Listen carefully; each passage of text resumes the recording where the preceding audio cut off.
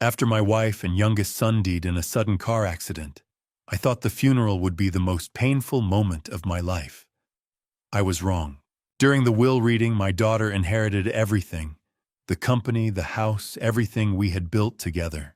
I was left with a crumbling shack and my wife's final message that made everyone believe I had destroyed our family. While I was still grieving, my daughter coldly said, "Pack your things and get out of my house." But when I finally reached that lonely place, I discovered a horrifying truth. Before we go any further, take a second to say hello in the comments. Where are you watching from tonight, your city or your country? I always love seeing how far these stories travel. And a quick note, some elements in this story have been creatively imagined to make the journey more engaging for everyone listening. I have buried friends. I have buried my parents. But nothing prepares you to stand between the graves of your wife and your youngest son, watching two mahogany caskets sink into Arizona desert sand, while 200 people refuse to meet your eyes. I stood at the edge of those graves, 62 years old, a man whose 34 years as an aerospace engineer had never prepared him for this. The October wind cut through my black suit as I stared at the polished wood holding everything I had loved. Catherine Brennan Sullivan had been 60 when the accident took her. My wife of 34 years, a woman whose silver-streaked auburn hair and sharp green eyes had masked the brilliant mind that transformed Sullivan Industries into a $90 million enterprise. Now she was a name on a headstone. Beside her, Michael, my youngest, 28 years old, with my methodical mind and his mother's quiet courage. He had worked as an IT security analyst at the family company. 3 weeks ago, he sent me a text I never answered. "Dad, I found something. We need to talk." Now I would never know what he found. Have you ever stood in a crowd of people who believe you are a monster, who will not look at you, will not acknowledge that your heart is shattering? 200 mourners surrounded those graves, and not one would meet my eyes. I caught whispers on the desert wind. They say he gambled it all away. Heard he lost millions. Poor Catherine, married to a man like that. Gambled. I have never placed a bet in my life. Yet here I stood, accused of something I did not do, mourning people I would have died to protect, while everyone treated me like a disease. The priest droned words about beloved members of this community. He had never met Catherine, never known Michael. His words were hollow, meaningless. I clutched the funeral program, feeling the sprig of silver sage pressed between the pages. Catherine's flower. Even that small comfort felt like an accusation now. Let me tell you something about grief. Real grief does not come at the funeral. It comes in the quiet moments after, when you reach for a phone to call someone who will never answer. But that day, I did not have the luxury of grief, because something else was happening. Something I could not yet see. Victoria stood across the graves from me. My eldest daughter, 38 years old, tall and angular in a designer black dress that cost more than most people's monthly mortgage. Her pale blue eyes surveyed the funeral with the detached calculation of someone watching chess pieces fall into place. Behind her lingered Marcus, my son-in-law of 12 years, 42, soft around the middle with the nervous energy of a man who had tied his fate to someone dangerous. He would not meet my eyes. He had not met them since the hospital. The mechanical whir of the lowering system filled the silence as both caskets began their descent. I watched Catherine disappear into the earth.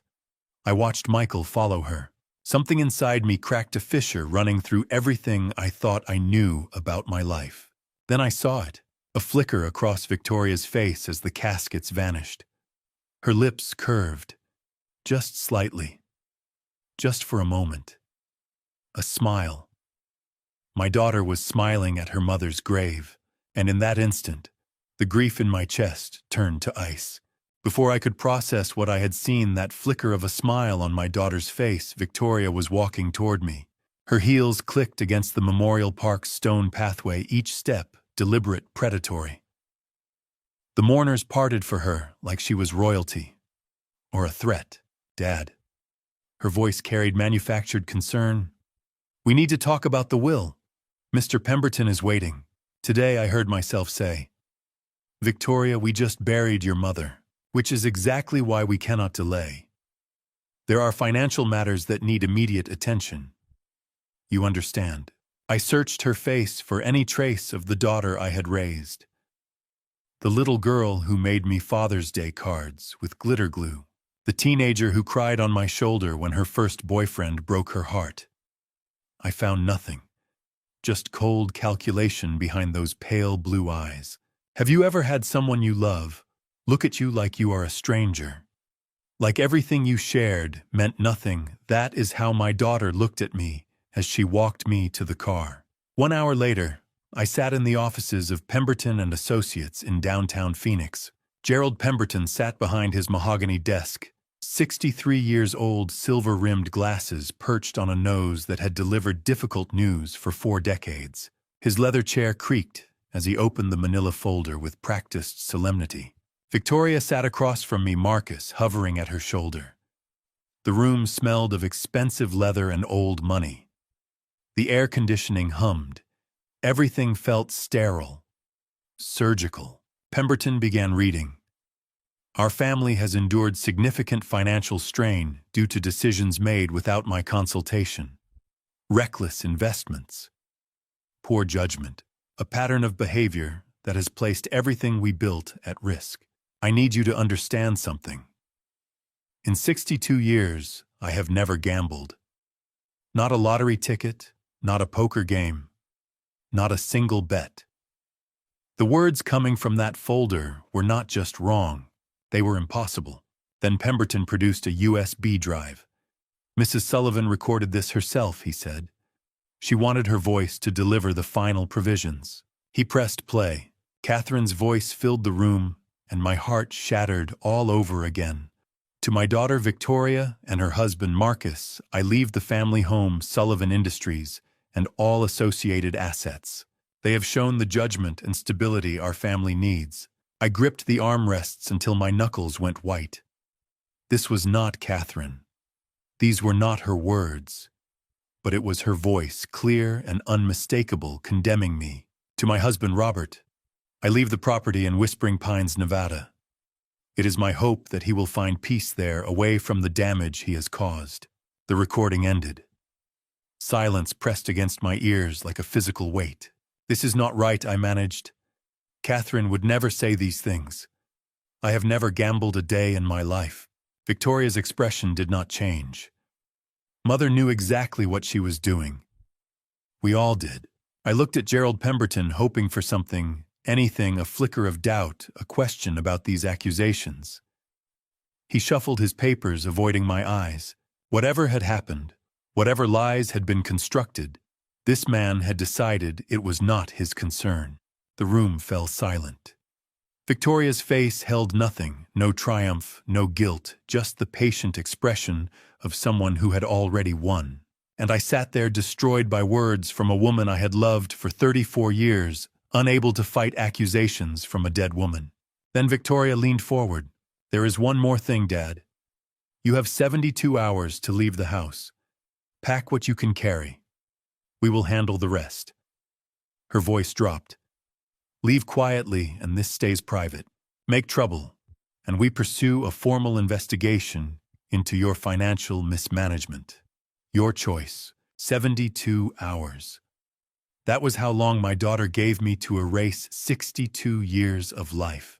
To pack what I could carry and disappear from the home where I had raised her, where I had built a marriage, where I had watched my children take their first steps. 72 hours to become a ghost.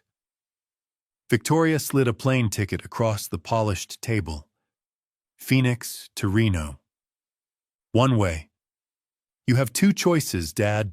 Leave quietly, start fresh in Nevada, and we never speak of this again. Or contest the will and face a full investigation into your gambling addiction and the $31 million you cost this family. I stared at her.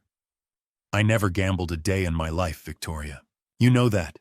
What I know is what the accountants found, what the bank records show, what Mother documented before she died. Her voice was ice.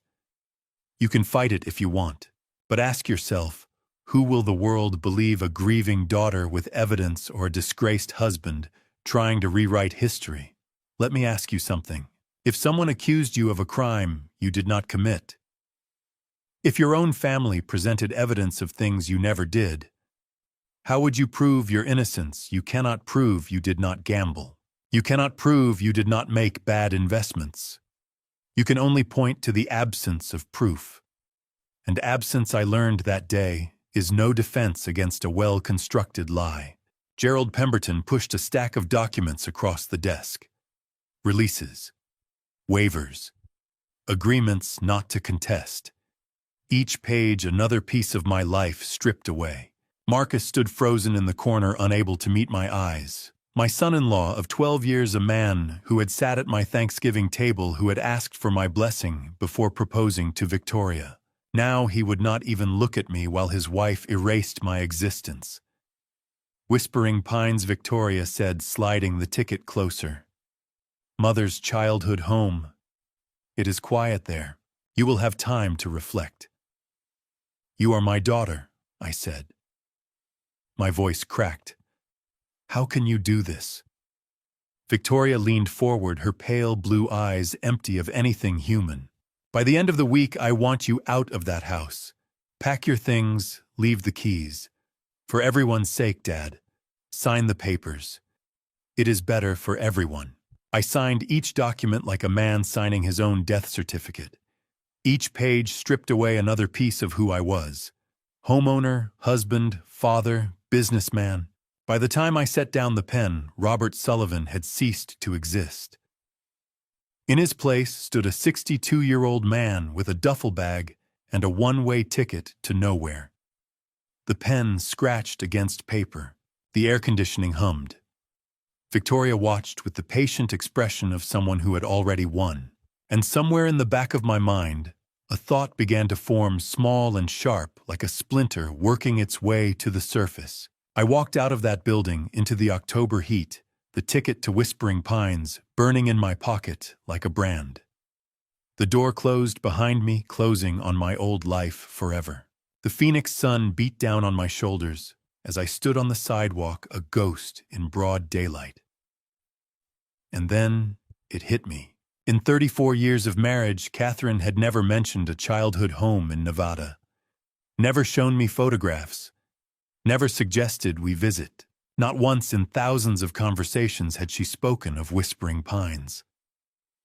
I knew her parents had lived in California. I knew her childhood memories centered on San Diego beaches and summer camps in the mountains. So why in her final act had she sent me to a place that did not exist in any memory we had shared? The question lodged in my mind like a splinter I could not remove.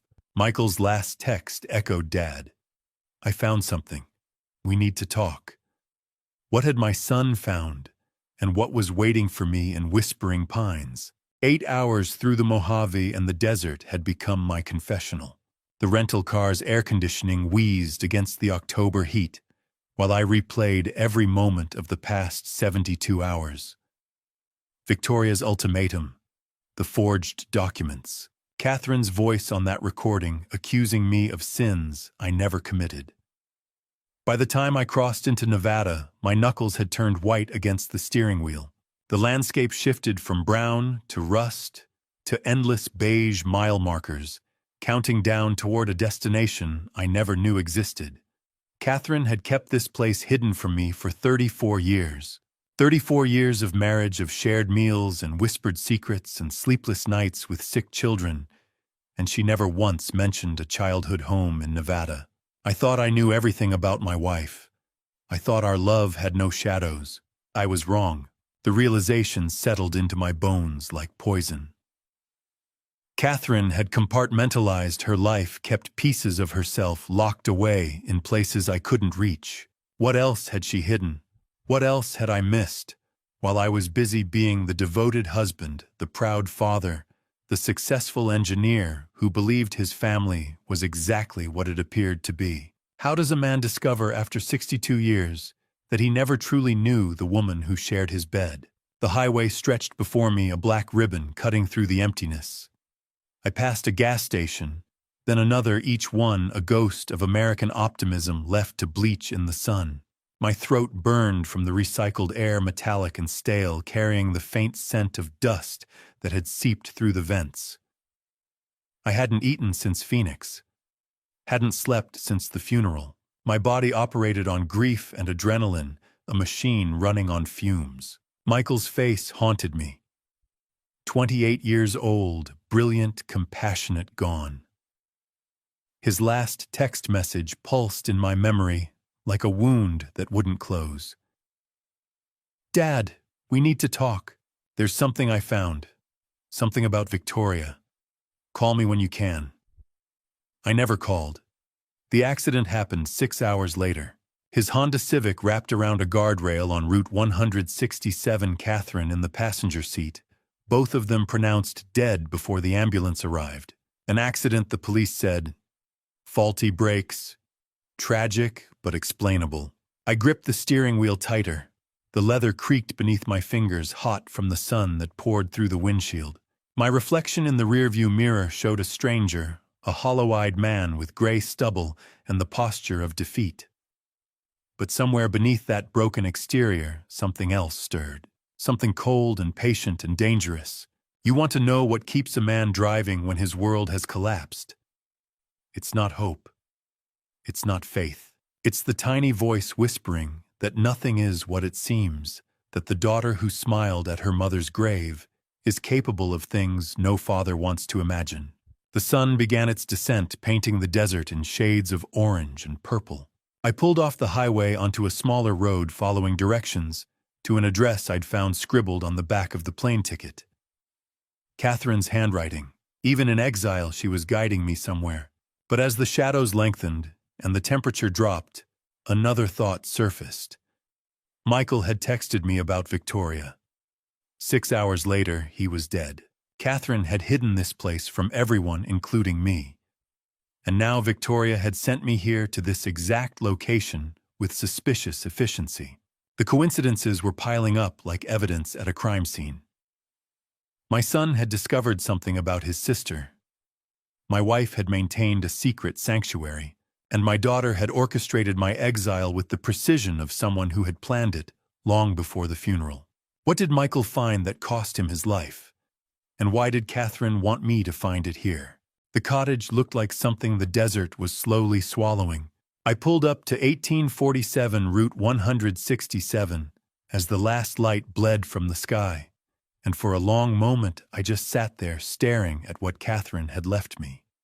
Paint peeling in long strips like dead skin, roof sagging in the middle like a broken spine, windows cracked and dark.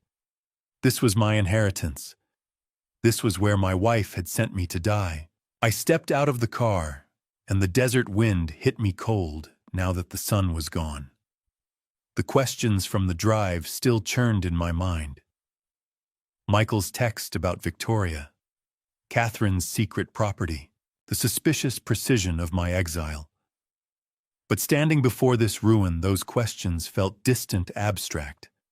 What mattered now was simpler. I had nowhere else to go. The front door groaned when I pushed it open. Dust swirled in the beam of my phone's flashlight, dancing particles that hadn't been disturbed in years. Furniture crouched beneath yellowed sheets like ghosts waiting to be revealed. The air tasted stale, thick with mildew and abandonment. My footsteps creaked against warped floorboards as I moved through the darkness. Then I reached the kitchen, and I stopped breathing. On a bare wooden table, gleaming in the pale light, sat a revolver. A Smith & Wesson .38, cleaned and oiled with the cylinder open to reveal 6 brass rounds. Catherine hated guns, would not even let Michael have a BB gun as a child. Had argued with me for years about the Second Amendment. So why was this here who had left it? The mystery should have alarmed me. Instead, I felt something else entirely. I felt relief. I need you to understand what that moment felt like. Standing in a dead woman's abandoned house, holding a gun that should not exist, with nothing ahead of me, but empty days in an empty town where no one knew my name. I was 62 years old. My wife was dead. My son was dead. My daughter had erased me from existence with forged documents and a recording I still could not explain. And in my hand was a simple solution to a complicated problem. 6 rounds. One would be enough. I walked to the bedroom, revolver heavy in my grip. Sat down on a dusty mattress that smelled of decay and forgotten years. The springs groaned beneath my weight. Outside, the wind howled through cracks in the walls, the only sound in miles of emptiness. Have you ever held your own ending in your hands? Felt the weight of it cold and certain? I sat on that dusty bed with the revolver in my lap, and I thought about who would come to my funeral. Victoria. She would probably smile again, that subtle curve of her lips as the casket lowered. Marcus would not even show up. There was no one left who cared whether Robert Sullivan lived or died. No reason to keep fighting, no reason to keep breathing. My thumb found the hammer. My finger curled around the trigger. I raised the barrel toward my temple and closed my eyes, and that is when I smelled it. Silver sage. Faint at first, then stronger, sweet and herbal and impossible. Catherine's flower. The one she planted at every house we had ever lived in. The one she pressed into books and tucked into my luggage when I traveled. The one she said meant I am here when I cannot be here. But that was impossible. This house had been abandoned for years. Nothing could be alive in here. Nothing should smell like life in a place this dead. I lowered the gun slowly, my heart pounding against my ribs. The scent was coming from somewhere deeper in the cottage, from behind the bedroom closet door, from something that should not exist. Catherine, what did you leave me? I woke to silver sage. Not faint anymore, but strong, filling the dusty bedroom, like Catherine herself had walked through the door. Morning light cut through cracked blinds, and for one impossible second, I thought she was there. That the funeral had been a nightmare. That I would turn and see her standing in the doorway with that knowing smile. But she was not there. Only her scent. Only her ghost. The revolver still lay on the nightstand. I did not look at it. Something had changed in the night, something fragile that I was afraid to name. Hope, maybe. Or madness. Either way, I needed to find the source of that scent. I followed it through the cottage like a man tracking a memory. Past the kitchen, through a narrow hallway thick with dust, to the bedroom closet where the smell was strongest. The door groaned when I pulled it open, and what I saw made no sense. A silver sage plant, blooming, impossibly alive in a cracked clay pot, its leaves green and healthy in a house abandoned for years. The plant was thriving as if someone had been watering it, tending it, keeping it alive for exactly this moment. Let me tell you what it feels like to receive a message from the dead. Your hands shake, your heart pounds. You kneel in a dusty closet, touching leaves that should not exist, understanding that your wife planned this, that she knew you would come. Beneath the pot, half buried in dust, sat a silver box, small, elegant, engraved with a sage leaf pattern Catherine had loved. I lifted it with trembling fingers. Inside, a micro SD card, no bigger than my thumbnail, and a note. Cream-colored paper, soft and worn as if Catherine had held it many times.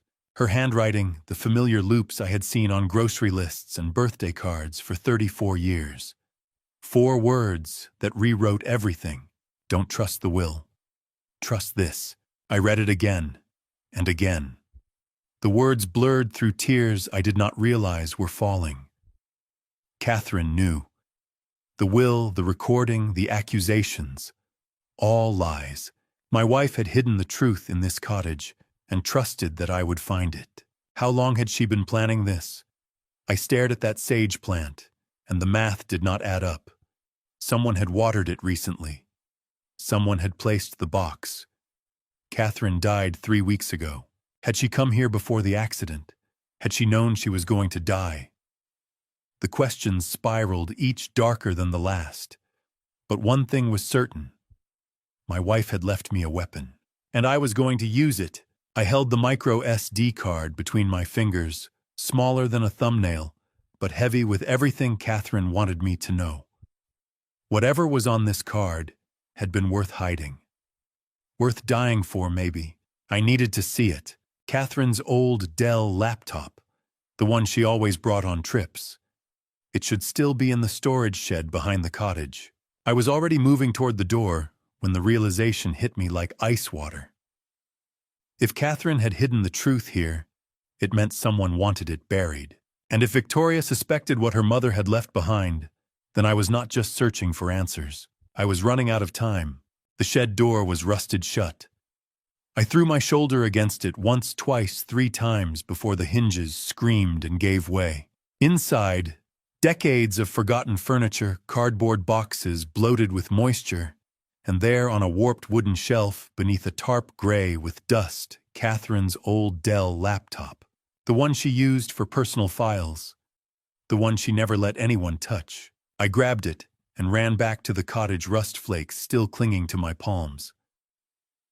The micro SD card burned in my pocket like a promise.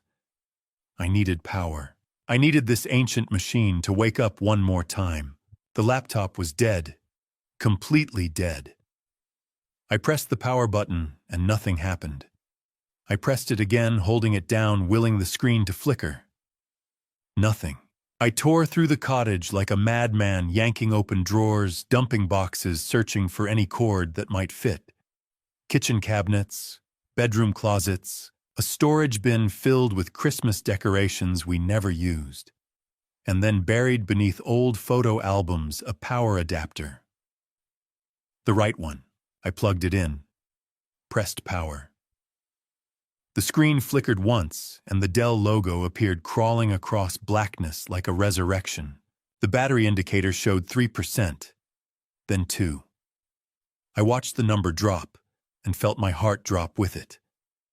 Everything Catherine wanted me to know was on this card. Everything that could prove my innocence, explain her death, expose whatever Victoria had done. And it was all about to disappear into a black screen because of a decade-old laptop with a dying battery. The fan whirred desperately, the machine burning hot beneath my fingers. I could smell it overheating, that acrid scent of electronics pushed beyond their limits. The boot sequence took forever. Blue loading bar inching across the screen while I forgot how to breathe. Have you ever stared at a loading bar that held your entire future? Watched it crawl across the screen pixel by pixel while your heart tried to beat its way out of your chest. That is what those 90 seconds felt like. 90 seconds of watching a blue bar inch toward completion while the battery dropped from 2% to 1. I did not breathe. I did not move. I just watched and prayed to a God I had stopped believing in. The desktop appeared. The micro SD slot was on the side, a tiny rectangle I almost missed. I slid the card in with trembling fingers. The laptop recognized it instantly. A window opened, 4 folders, arranged on the dusty desktop like Catherine had organized her own death. Financial evidence, Catherine's letter, video proof, Michael's message. My wife and son had left me a roadmap through their own murders. I moved the cursor toward financial evidence. The folder Catherine had placed first. The folder she wanted me to open first. The laptop flickered once, threatening to die. I clicked before I could think twice. 87 PDF files filled the screen. Bank statements, wire transfers, shell company registrations, corporate filings dated back 7 years. And at the top of every single document, a signature I recognized. A signature that stopped my heart. Victoria Sullivan Hartley. My daughter had not just betrayed me. She had been stealing from the family for years. Systematically. Methodically. While smiling at Thanksgiving dinners and kissing my cheek at Christmas. While Catherine watched and documented and prepared for the day I would need to know, the laptop flickered again. 1% battery.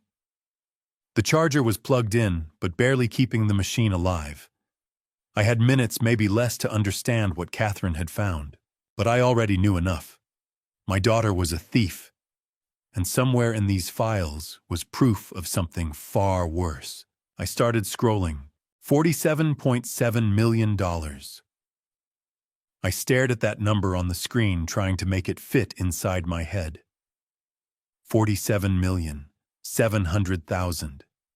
Stolen over 7 years. And every single transaction, every wire transfer, every shell company registration bore the same signature in the same confident hand, Victoria Sullivan Hartley.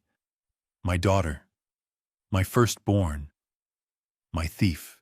The scrolling had revealed everything. Michael had organized the evidence with the precision I had taught him as a boy. Color-coded files filled the screen. Red for confirmed fraud.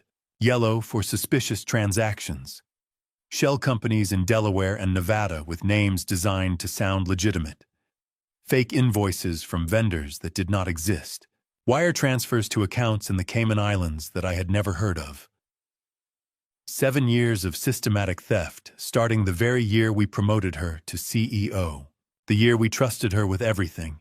Do you know what $47 million looks like? I did not. Not really. But I knew what it felt like to scroll through 87 documents that proved my daughter had been stealing from us since she was 31 years old. Each file was a knife. Each signature was a confession. And my son, my brilliant, methodical son, had found every single one of them before he died.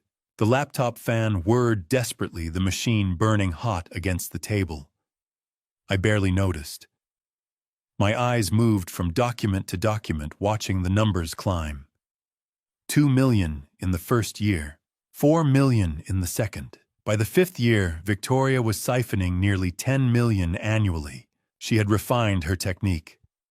Grown bolder, created an entire architecture of theft that would have made a career criminal envious.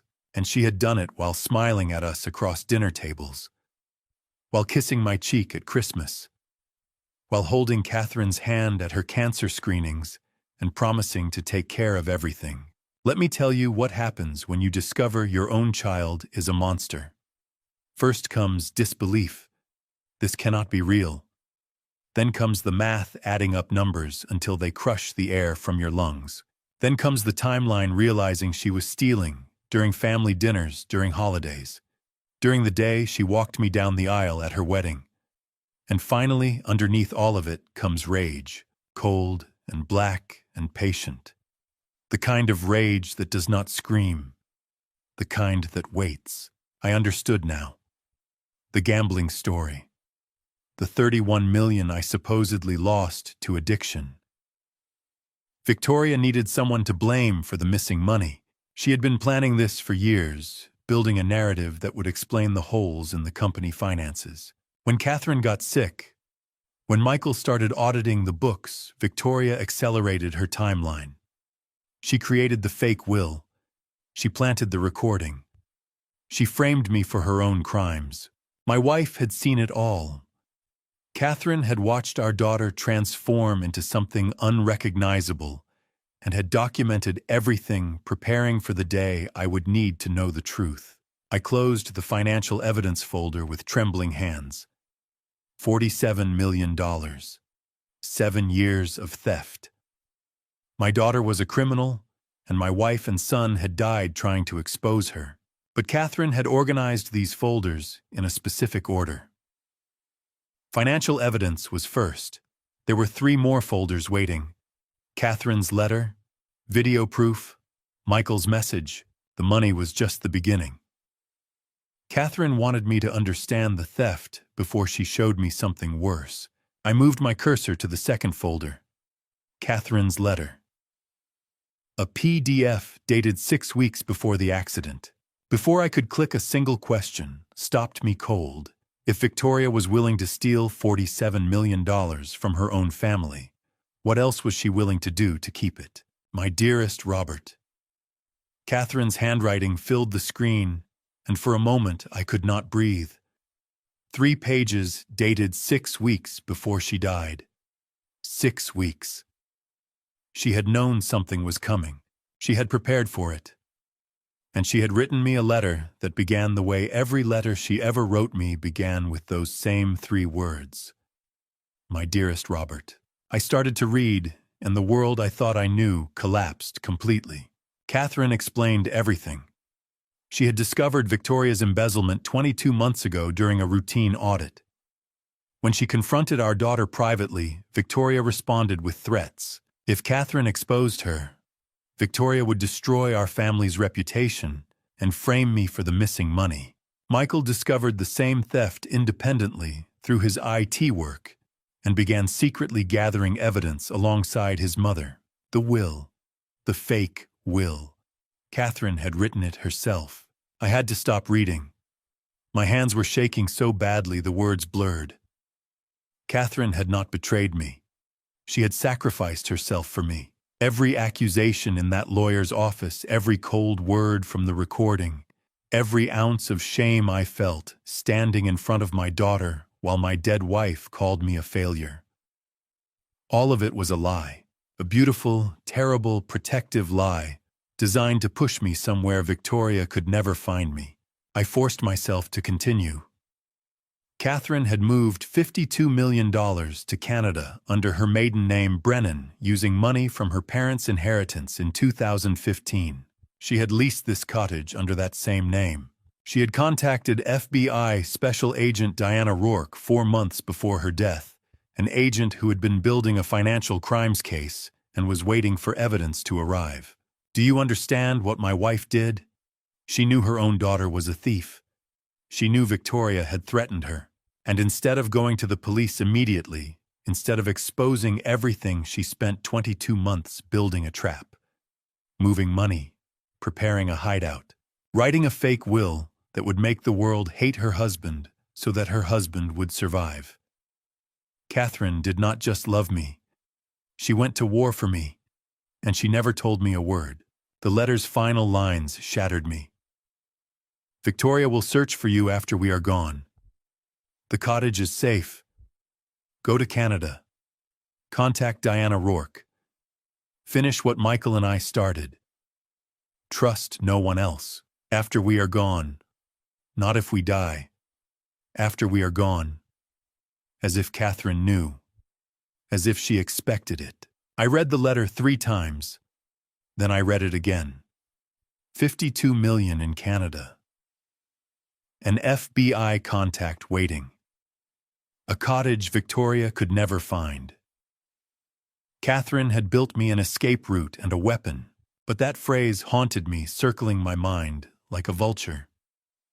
Victoria will search for you after we are gone. My wife had anticipated her own death. I looked at the 2 remaining folders. Video proof. Michael's message. Catherine had shown me the theft. She had explained her plan. But there were still 2 folders left. 2 folders that would answer the question. I could not stop asking if Victoria was willing to threaten her own mother. Was she also willing to kill her? My finger hovered over video proof. 94 files waited inside. 94 pieces of evidence that Michael and Catherine had gathered over 2 years. Evidence they had died protecting. I clicked. The files loaded slowly on the dying laptop. Video files, screen recordings, audio captures. And in the first video, time-stamped August 2016, I saw my daughter's face on a video call. She was talking to someone off-screen, her voice calm and businesslike. The words that came out of her mouth turned my blood to ice. We need to eliminate the old problem before the audit. The first video was dated March 2016. 2.5 years before my wife and son died. Victoria sat in her office at Sullivan Industries Marcus beside her, and I watched my daughter say words that stopped my heart. We need to eliminate the old problem before it eliminates us. Marcus nodded. Victoria smiled. And I understood that my daughter had been planning murder for years. 94 files. Michael had organized them chronologically, each one a step in Victoria's descent, from embezzler to killer. Videos 2 through 10 documented bank transfers and shell company meetings, coded conversations about moving money and covering tracks. But video 11 froze my blood. Screen capture footage from a shared family tablet. The tablet that sat in our living room for years. Victoria's browser history filled the screen: how to cause brake failure without detection, car accident, untraceable methods, brake line sabotage symptoms. She had searched for murder techniques on a device her mother and brother could access. Michael must have found that history. He must have realized what his sister was planning. I need you to understand what it feels like to watch your own child plan murder. You see her face, the face you watched grow from infant to woman. You hear her voice, the voice that once called you daddy. And you listen to her calmly discuss making sure they do not survive. Your wife, your son, her mother, her brother, eliminated like problems on a spreadsheet. I watched 11 videos before I had to stop. Not because I could not bear to see more, but because my hands were shaking too badly to click the mouse. Video 37 contained intercepted phone calls.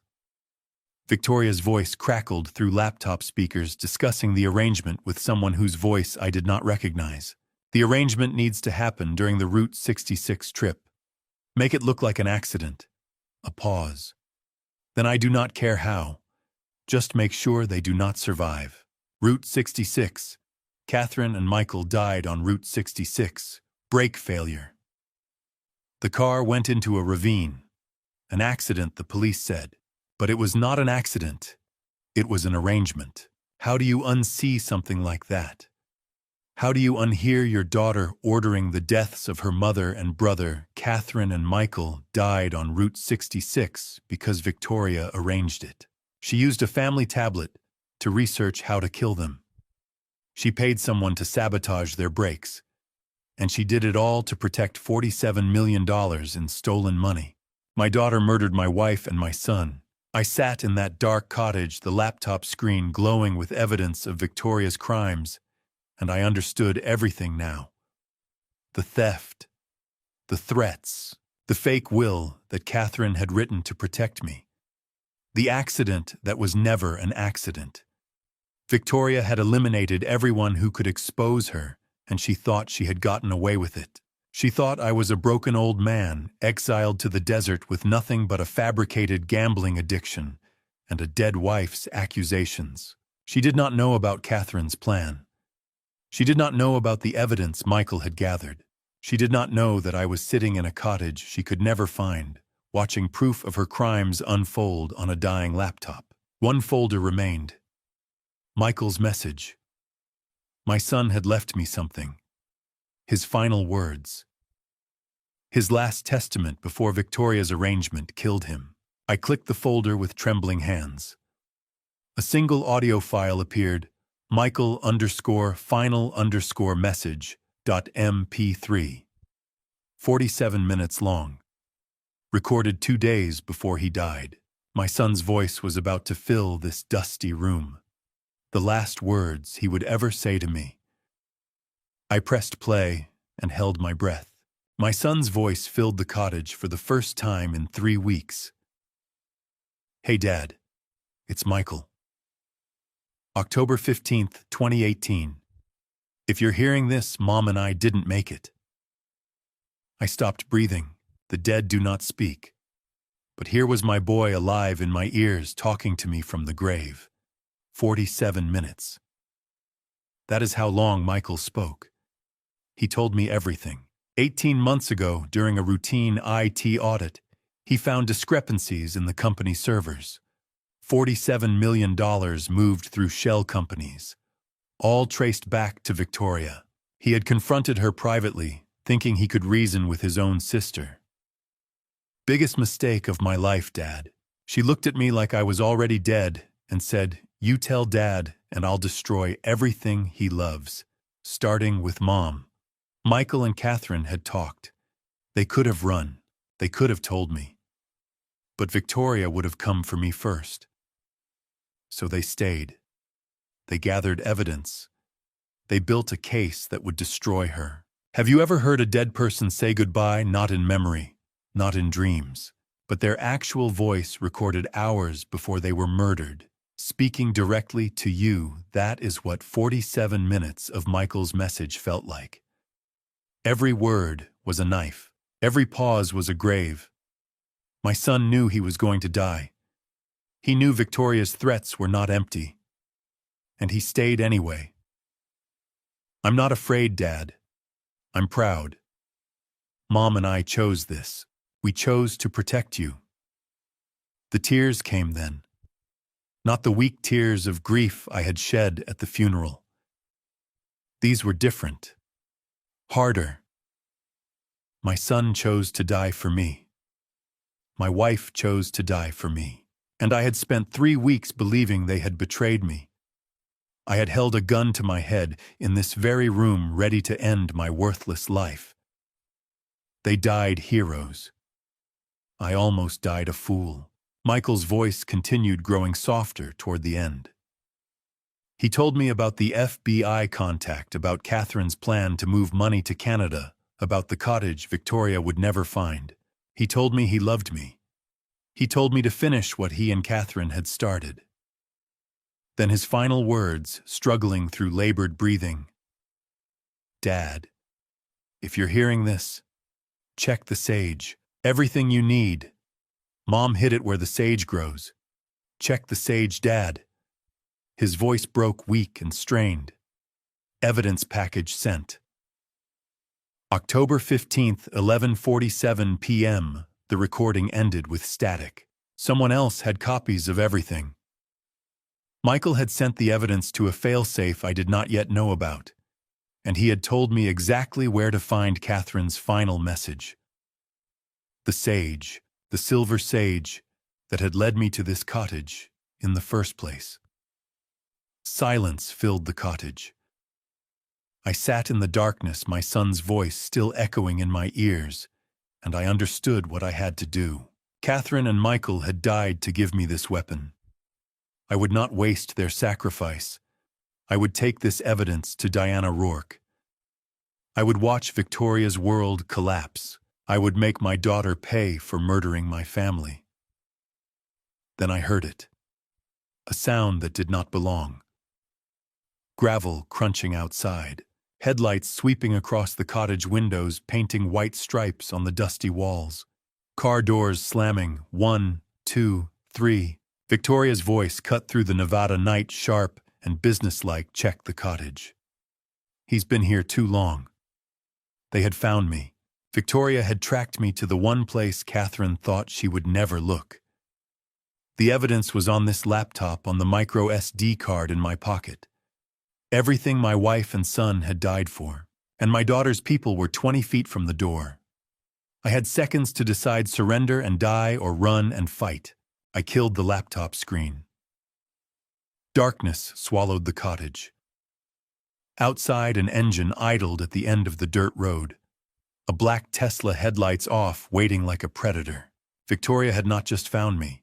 She had been watching, waiting for me to find everything before she made her move. This was never a search. It was a trap. I moved through the darkness with desperate efficiency, muscle memory guiding me through a cottage I had explored for barely a day. The micro SD card went into my shoe, taped against the sole, with medical tape from the bathroom. Catherine's evidence against my skin.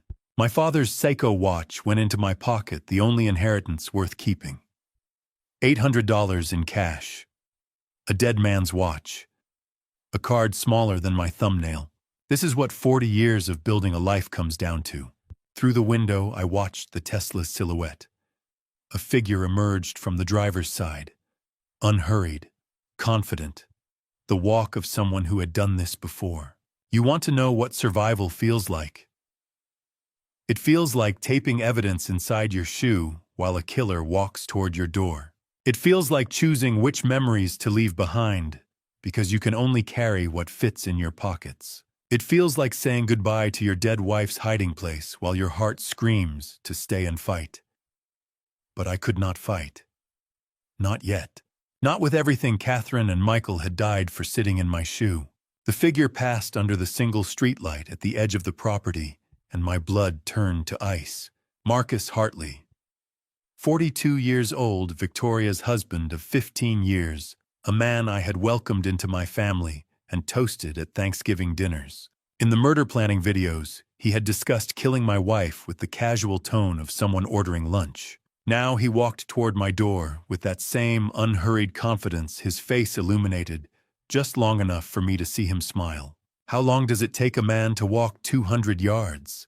I counted his steps through the window, measured my remaining life in footfalls. 60 seconds, 90. Does it matter when you are watching your executioner approach in real time? Marcus stopped 20 feet from the cottage. He pulled out his phone. My pocket buzzed. A text from Victoria. The screen glowed in the darkness like a taunt. Hi, Daddy. Marcus says hello. You have something that belongs to me. Come outside and we can discuss this like family. Family. She used that word. The woman who murdered her mother and brother, who framed her father for gambling addiction, who sent her husband to finish what the brake tampering had started. Family. I looked at the back window. The desert stretched into darkness beyond the glass, cold and vast and terrifying. But it was also empty. No headlights. No figures. No trap that I could see. $800. One micro SD card containing proof of $47 million in theft and 2 premeditated murders. And a 2-minute head start if I moved right now. Marcus's footsteps resumed. Gravel crunched beneath his shoes, each step bringing him closer to the porch, closer to the door, closer to the evidence that would destroy his wife and send them both to prison for the rest of their lives. Catherine had planned for this. She had hidden everything here knowing Victoria might come looking. She had given me a weapon and a reason to survive. My wife and son had died so I could live. I would not waste their sacrifice. I moved toward the back window. Heart-pounding evidence burning against my foot, my daughter's husband, 10 seconds from the front door. The phone rang as my fingers touched the back window. Victoria's number glowed on the screen. I answered the call from my daughter, the one who murdered my wife and son. Daddy, Victoria's voice came through like silk wrapped around a razor. My eldest child, 38 years old, CEO of the company I built, murderer of her mother and brother, speaking to me with the same sweet tone she had used at age 6, asking for ice cream. I've been so worried about you. I pressed my back against the cottage wall, watching Marcus's shadow through the front window, and played the role of my life. I'm fine, sweetheart. My voice cracked perfectly, not from performance, but from genuine exhaustion that I channeled into weakness. Just tired. So tired. Your mother's things are here. Dusty boxes. Nothing important. Marcus stood motionless on the porch, phone to his ear, waiting for orders. Victoria was running this operation from Phoenix, and I was caught between her voice in my ear and her assassin 10 feet away. Have you ever had to lie to someone who murdered your family? Have you ever had to make your voice shake with fake grief while rage boiled in your chest? I stood in that dark cottage, phone pressed to my ear, and gave the performance of my life. Academy Award for Best Actor in a Survival Situation. The prize was living until morning. Did you find anything interesting? Victoria's tone shifted slightly, an edge beneath the honey. Mom sometimes left old papers around. Financial documents, that sort of thing. There it was. The slip. She knew about Catherine's evidence. She had known all along. Just dust, honey. I let my voice waver. Dust and memories. Nothing worth keeping. Silence stretched between us. I bit the inside of my cheek until I tasted copper, steadying myself against the urge to scream accusations through the phone. What does it cost to call your father Daddy while planning his murder? What kind of person asks about her mother's hidden papers while her hired man waits outside to finish the job? I used to wonder. Where I went wrong raising Victoria. Now I wondered if she had ever been human at all. Good. Victoria's voice warmed again, satisfied. That's good, Daddy. Stay there tonight. Don't go anywhere. For your safety. I'll have someone check on you in the morning. For your safety. She said it the way a doctor says this won't hurt. Both lies. Both preludes to something terrible. Okay, sweetheart. I made my voice small, defeated. I'll be here. I hung up and watched through the window. Marcus checked his phone, read something, and then turned and walked back to the Tesla. The engine started. The headlights swept across the desert. The car pulled away into the darkness. Victoria had called him off. For 30 seconds, I stood frozen, trying to understand. Why send Marcus all this way just to retreat? Why the phone call, the probing questions, the sweet lies? My phone buzzed. A text from Victoria, sweet dreams, Daddy. See you tomorrow. The words hit me like ice water. She was not sending Marcus tonight. She was not trusting this to hired help. My daughter was coming herself. Victoria wanted to watch me die. She wanted to be there when her father took his last breath, the same way she had probably wanted to be there when Catherine and Michael crashed into that ravine. Some monsters need to see the light leave their victims' eyes. I had until dawn. Maybe less. Victoria would bring resources Marcus could not. Professionals, backup. Whatever it took to recover the evidence and eliminate the last witness to her crimes. I looked at the back window, then at the empty desert beyond. Time to run. 3 degrees Celsius. 11 p.m. I stripped off my light-colored shirt and pulled on the darkest clothes I could find. A navy sweater. Catherine had packed black work pants from the closet. Victoria thought she had until morning. She was wrong. I was not waiting for my daughter to come kill me. I was leaving tonight. I killed every light in the cottage and memorized the back window's position. Checked that the micro SD card was secure in my shoe. $800 in my pocket. My father's Seiko watch. The revolver I left behind. I would not become a killer to catch one. At 11:07 p.m. headlights appeared on Route 167. Marcus had returned. Either he had disobeyed Victoria's orders, or she had lied about waiting until morning. Either way, my window had shrunk from hours to seconds. I heard gravel crunch, footsteps on the porch. Then the front door exploded inward with a single kick. I dropped from the back window into the freezing Nevada night. You want to know what it feels like to run for your life at 62. Your knees scream. Your lungs burn. Every step is a negotiation between terror and physics. You tell yourself you will rest in a minute, just one more minute, but you know stopping means dying. So you keep running. Because your murdered son told you to live northwest. The highway was northwest. I ran through the darkness, feet pounding against cold sand, breath coming in ragged gasps. Behind me, the Tesla's engine roared to life. A spotlight swept across the desert, hunting for movement. Then the dust storm hit. It came like the wrath of God, if God had decided just this once, to take the side of a broken old man against a monster in human skin. Sand scoured my face. Wind pushed me sideways. I could not see my own hands in front of me. But behind me, that Tesla spotlight died in the swirling chaos. The storm was trying to kill me, but it was killing my hunters faster. I ran blind. The wind told me which direction was northwest, and I trusted it with my life. Sand filled my mouth, my nose, my eyes. My lungs burned from cold and exertion. My bad left knee screamed with every impact. But I did not stop. Michael and Catherine died for this evidence. I did not get to stop. Minutes stretched into eternity. I ran until my legs gave out, collapsed behind a rock formation with sand still whipping around me. The storm was weakening. Soon Marcus would be able to search again. I checked my shoe. Micro SD card still there. I checked my pocket. Phone dead from the cold. I was alive. I was lost. I was freezing. And somewhere in this desert was a highway, a town, a chance. Catherine, if you can hear me, thank you for the dark sweater. Thank you for oiling that window. Thank you for thinking of everything. I forced myself up on shaking legs. Northwest. Keep moving northwest.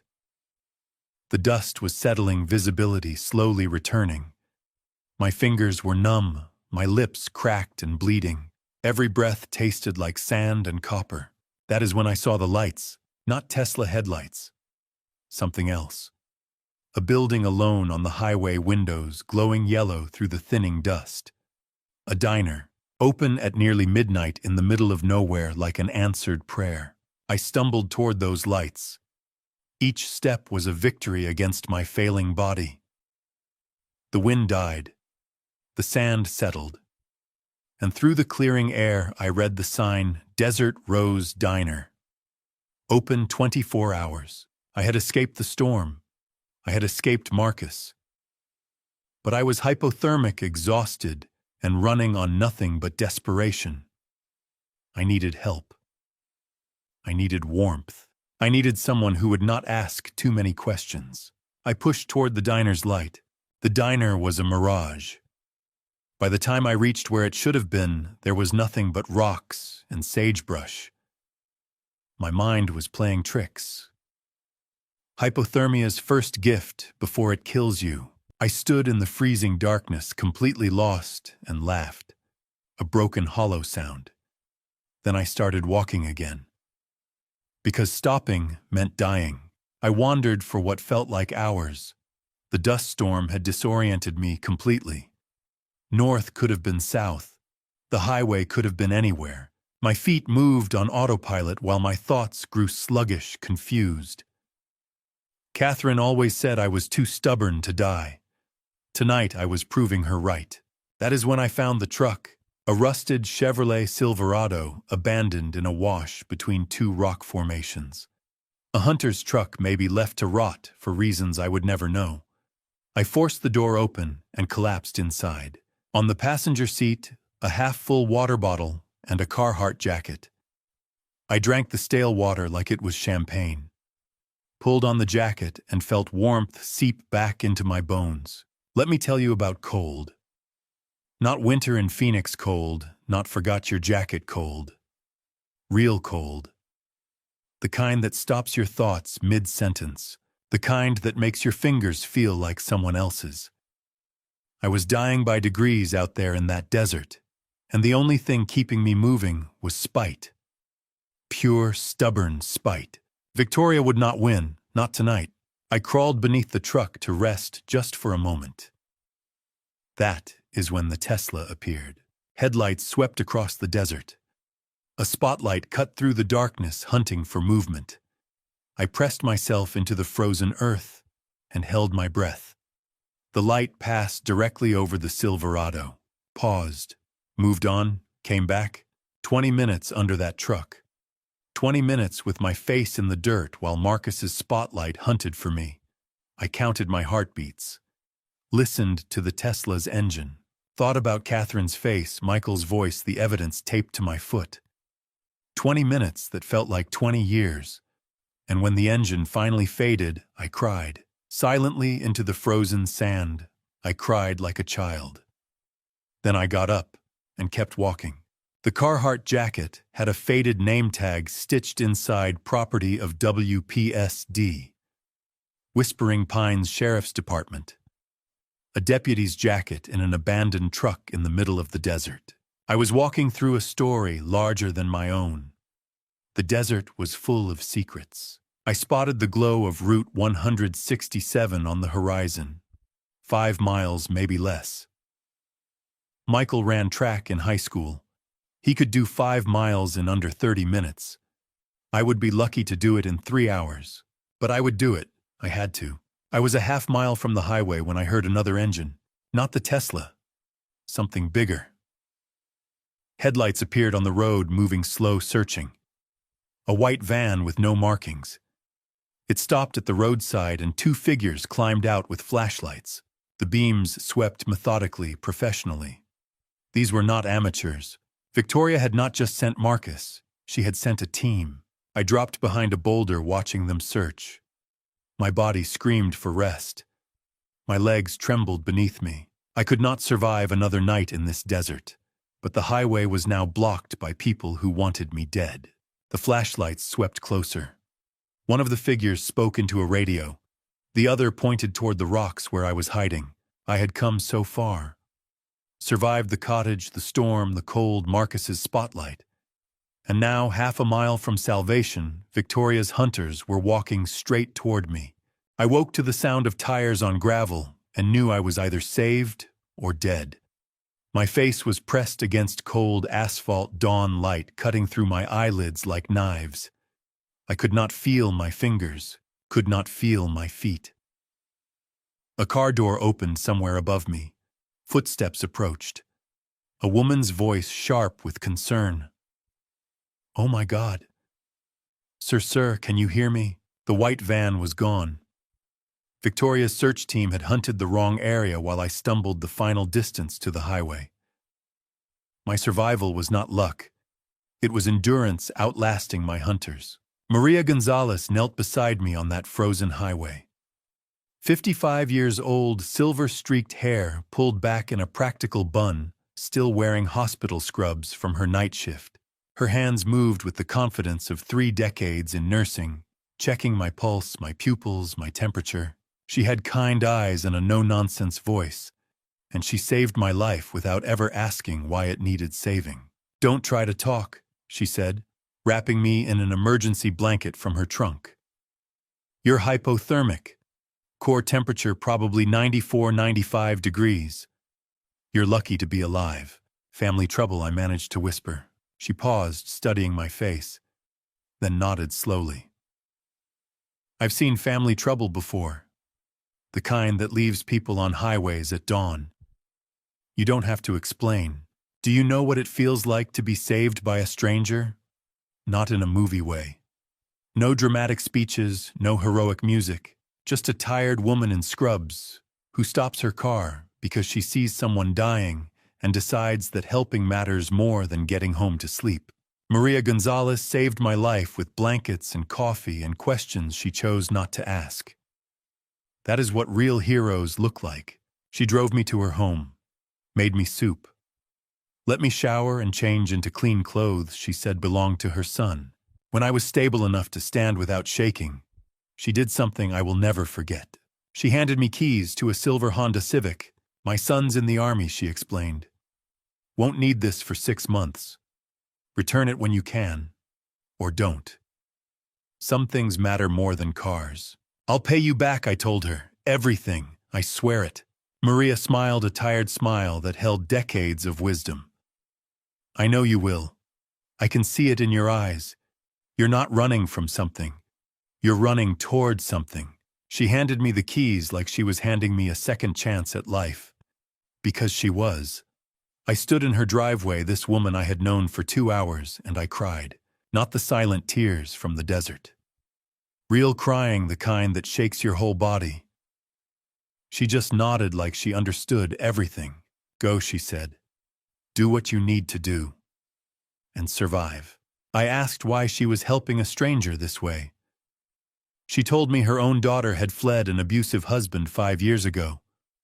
Strangers had helped her survive when family could not. Maria was paying forward a debt she could never fully repay. "Good luck, Mr. Sullivan, Robert Sullivan. And I won't forget this. Ever."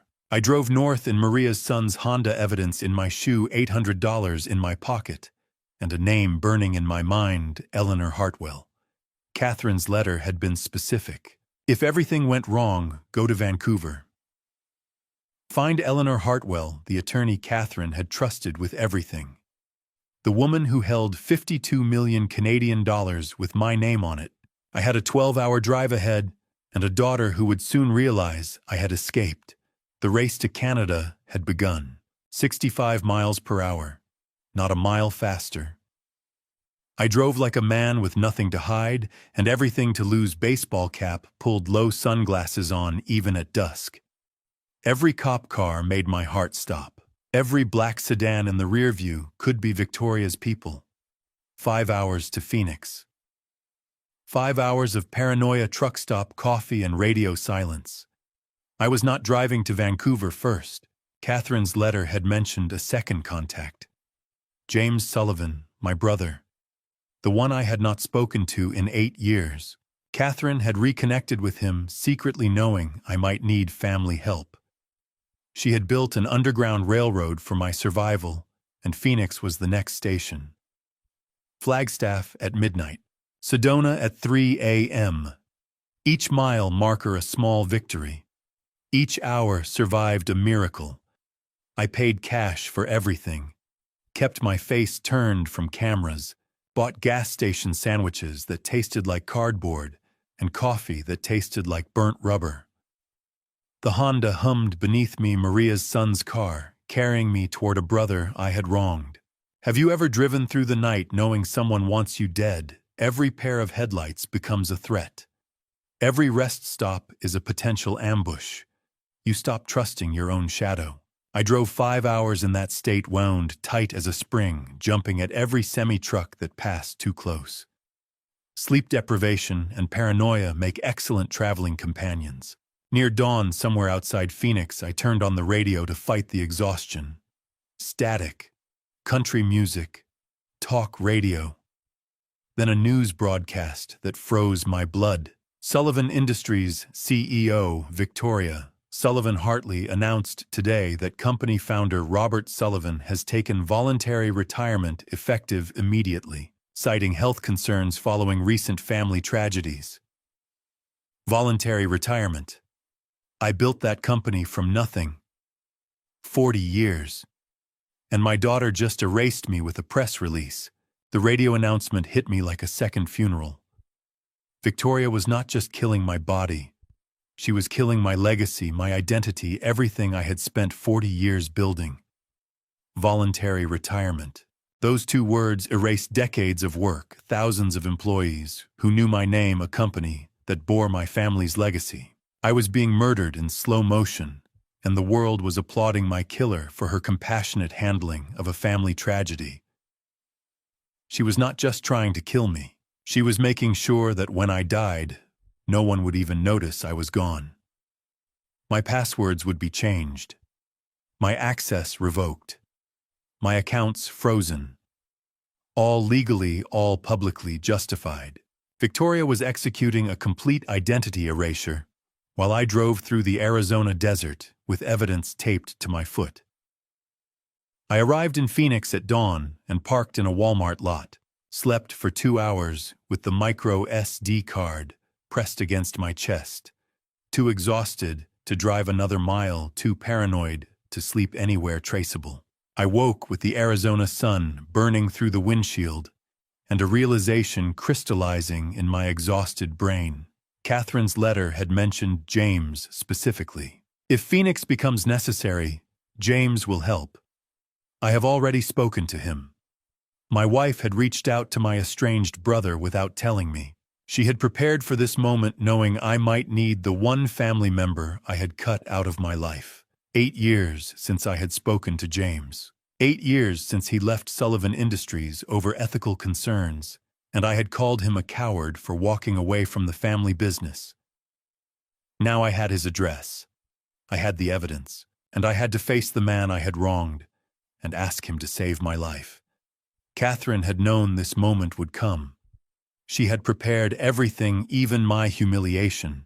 I started the Honda and pulled out of the parking lot heading toward my brother's house. James Sullivan stood in his doorway at 7 a.m. 59 years old, my younger brother, by 3 years a civil engineer, who had walked away from Sullivan Industries because he said we were cutting too many corners. I had called him a coward. He had called me a sellout. We had not spoken since. Now he looked at me with eyes that held no anger, only recognition of what Catherine must have told him, and he stepped aside to let me in. 2 hours later, I was in his car, heading to Phoenix Sky Harbor, with fresh clothes, $600 in cash, and something I had not expected, forgiveness. The real test came at TSA. I placed my shoes on the X-ray belt, the micro SD card taped inside the insole. $47 million in evidence. Victoria's entire criminal empire in a chip smaller than my thumbnail. The belt hummed. My shoes disappeared into the machine. Let me tell you about the longest 30 seconds of my life. That is how long the TSA agent stared at his screen while my shoes and my daughter's crimes passed through the X-ray. 30 seconds. I aged 10 years. I rehearsed a dozen lies. I pictured handcuffs questioning rooms, Victoria's lawyers arriving with bail money and a one-way ticket to a shallow grave. Then he waved me through and I remembered how to breathe. I collected my shoes with trembling hands. The evidence was still secure. I walked to the gate like a man without secrets, boarded the plane like a man without enemies, and watched Phoenix shrink beneath me like a life I was leaving behind. At 30,000 feet over Nevada, I made my final decision. The phone. The device Victoria could trace. The last electronic thread connecting me to my old life. I took it into the airplane lavatory and destroyed it piece by piece. I snapped the SIM card in half, then quarters. I broke the phone itself, scattering the remains in the trash. I held my father's Seiko watch in that cramped lavatory surrounded by broken phone pieces, and I cried. Not for the life I was leaving behind. That life was already dead, murdered by my own daughter. I cried because I was still alive to fight. Because Catherine and Michael's sacrifice had not been for nothing. Because at 62 years old, 30,000 feet in the air, I was finally free. The watch had been Dad's. He wore it the day I graduated, the day I married Catherine, the day Victoria was born. I pressed the cool face against my lips and made a promise. Catherine, Michael, I will not let you down. I swear it. The plane touched down in Vancouver at 4:47 p.m. local time. I had Eleanor Hartwell's address, memorized $52 million, waiting in Canadian accounts, and evidence that could send my daughter to prison for life. I walked through customs with my head down and my heart pounding. That is when I saw the television screen. A news broadcast. Victoria's face composed and grieving. The headline beneath it, "Search continues for missing businessman." Daughter fears father may have harmed himself. I stopped cold in the middle of the terminal. She had changed the narrative. I was not fleeing a murderer. I was a suicidal old man who had wandered into the desert to die. And Victoria was the worried daughter begging for his safe return. The cameras loved her. The anchor spoke about family tragedies and mental health awareness.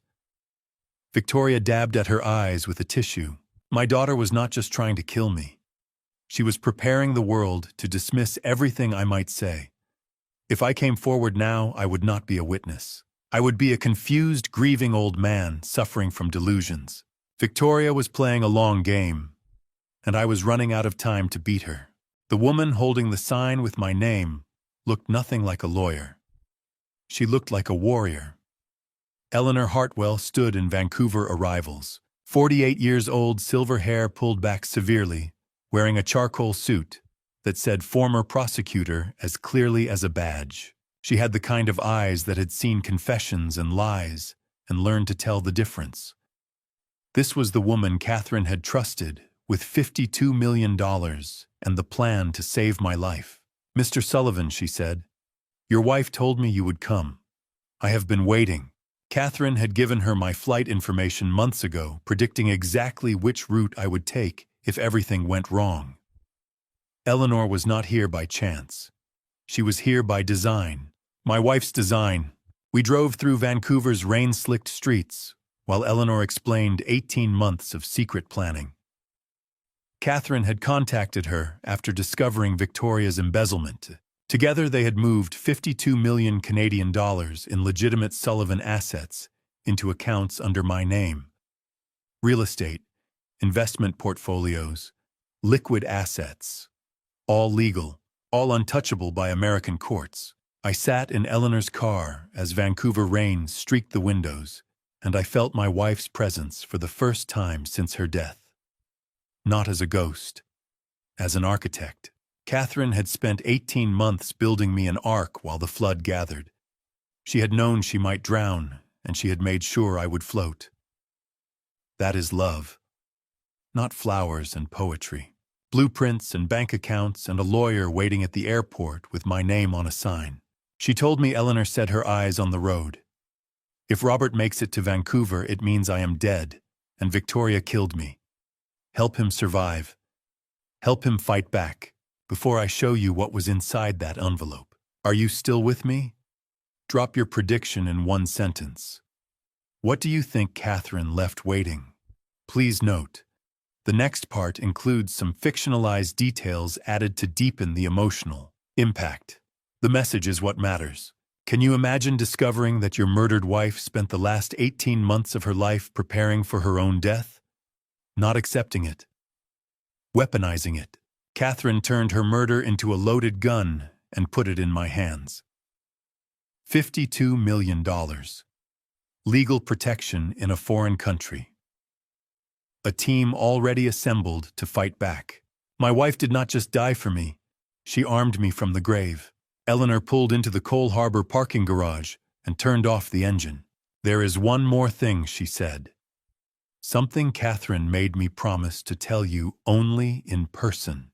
She reached into her briefcase and pulled out a sealed envelope. Catherine's handwriting on the front for Robert. When you are ready to end this. I opened it with trembling fingers. Inside was a name and phone number. Diana Rourke, FBI Financial Crimes Division, and beneath it, in Catherine's precise script, she is expecting your call. I gave her everything 18 months ago. Victoria's arrest warrant is already written. All you have to do is sign the complaint. I stared at those words. Catherine had not just gathered evidence. She had built the entire FBI case. She had handed the federal government everything they needed to arrest our daughter, then waited. Waited for Victoria to make her move. Waited for me to survive long enough to trigger the trap. My wife had been dead for 3 weeks, but she was still fighting, still protecting me, still dismantling Victoria piece by piece from beyond the grave. All I had to do was make one phone call. The Cole Harbor condo was worth $4 million. Floor-to-ceiling windows overlooking the harbor. Modern furniture, original art on the walls, a kitchen that had never been used. Catherine had bought it 18 months ago without telling me. She had decorated it for a husband she knew might arrive alone. I stood in the doorway of my wife's final gift, and I wept. Eleanor gave me a moment. Then she spread documents across the dining table and began walking me through 18 months of Catherine's secret war. The foundation was money I never knew existed. Catherine's father had left her $12 million in 2015. Victoria never knew. Catherine had kept it separate, never touched it publicly. That was the seed money for everything that followed. She never told me about the inheritance, I said. She could not, Eleanor replied. Victoria was already monitoring your accounts by then. Catherine needed capital Victoria could not trace. Over 22 months, Catherine had converted legitimate Sullivan assets. Her shares, her properties, her retirement accounts. Everything moved here to Canada. Legally, transparently, if anyone had thought to look in the right country. Do you understand what my wife did? She watched her daughter plan murder. She gathered evidence, moved money, built a fortress in another country, all while cooking family dinners and attending company meetings. For 18 months, Catherine played the victim while constructing Victoria's destruction. Every spreadsheet was a weapon. Every wire transfer was a bullet. My wife waged a secret war and won it from the grave. And Sullivan Industries, I asked. Eleanor's smile was thin and sharp. $83 million in debt with an IRS audit scheduled in 2 weeks. Catherine drained it legally before Victoria could steal it. Your daughter murdered her mother for a company that is worth less than nothing. Victoria thought she was a predator. She thought she was smarter than everyone. Her mother, her father, her brother. She murdered her way to the throne of Sullivan Industries. And when she sat down, she discovered the throne was made of quicksand. Catherine had spent 18 months hollowing out the empire, leaving only a beautiful facade over a pit of debt. Victoria did not claim a kingdom. She fell into a trap. Catherine built Victoria's prison before Victoria even committed the crime, I said. Eleanor nodded. Your wife was brilliant and patient and absolutely ruthless when it came to protecting you. She handed me the final document, a single page dated 2 days before Catherine's death, her handwriting shaking slightly but clear. To my husband, Robert. If you are reading this, I am gone. Victoria killed me and probably Michael too. I am sorry I could not tell you. I am sorry I could not save myself. But I could save you. Everything is in place. The FBI has the evidence. You have the money. All that is left is justice. Call Diana Rourke. Tell her you are ready. And Robert, do not feel guilty for destroying Victoria. She stopped being our daughter the day she decided to kill us. Finish what I started. I love you. Always. Catherine. I held my wife's last words in my hands. Rain streaked the windows behind me. The harbor lights twinkled through the glass like stars reflected in dark water. Catherine had written this letter knowing she might die, knowing Victoria might kill her. And still she had planned. Still she had prepared. Still she had loved me enough to build me a life from the wreckage of her own death. I looked at the phone number for Diana Rourke. I looked at Catherine's letter. I looked at the city lights of Vancouver, the place my wife had chosen for my second chance. I made my decision. Agent Diana Rourke appeared on Eleanor's laptop screen at exactly 6 p.m. Pacific time. 42 years old, FBI Chlong. Financial Crimes Division out of Phoenix, with cropped brown hair and eyes that had seen every kind of corporate crime. She spoke with the measured precision of someone who built cases brick by brick and never lost in court. This was the woman Catherine had trusted with Victoria's destruction. Mr. Sullivan, she said. Your wife contacted my office 4 months before she died. I have been waiting for this call ever since. 4 months. Not 18. Catherine had only gone to the FBI after exhausting other options. The FBI connection was her last resort, not her first plan. Diana explained what Catherine had provided: financial records, communication logs, preliminary evidence of the embezzlement scheme. But the FBI could not move without a formal complainant. Catherine knew she might die before she could file, so she arranged for me to be that complainant, giving the FBI everything they needed while ensuring I would be the one to trigger the investigation. I have additional evidence, I told her. Everything from the cottage. The SD card with the videos, Michael's final message, all of it. Courier it to our Phoenix office tomorrow, Diana said. Forensic analysis takes 48 hours, maybe less if I push. Once we verify authenticity, we move immediately. Let me tell you about waiting for justice. It is not dramatic. It is not cinematic. It is sitting in a luxury condo, watching rain hit windows, while your daughter, the one who murdered your wife and son, goes about her day 3,000 miles away, unaware that her life is about to end. 48 hours of silence. 48 hours of checking your phone every 30 seconds. 48 hours of wondering if something will go wrong at the last moment. The rain never stopped. Vancouver wept for 2 days straight, while I watched the harbor and waited for my daughter's world to end. Eleanor stayed nearby handling legal preparations. I barely ate. I did not sleep. I watched news channels for any sign that Victoria suspected what was coming. Then at 4:47 p.m. on the second day, Diana Rourke called. Mr. Sullivan Forensics verified everything. The evidence is authentic, comprehensive, and damning. I held my breath. Warrant issued 30 minutes ago for Victoria Sullivan Hartley. Charges include embezzlement, wire fraud, conspiracy to commit murder, and 2 counts of first-degree murder. Arrest team deploys within 24 hours. 2 counts of first-degree murder. The FBI had enough evidence to prove Victoria not only planned the murders, but executed them.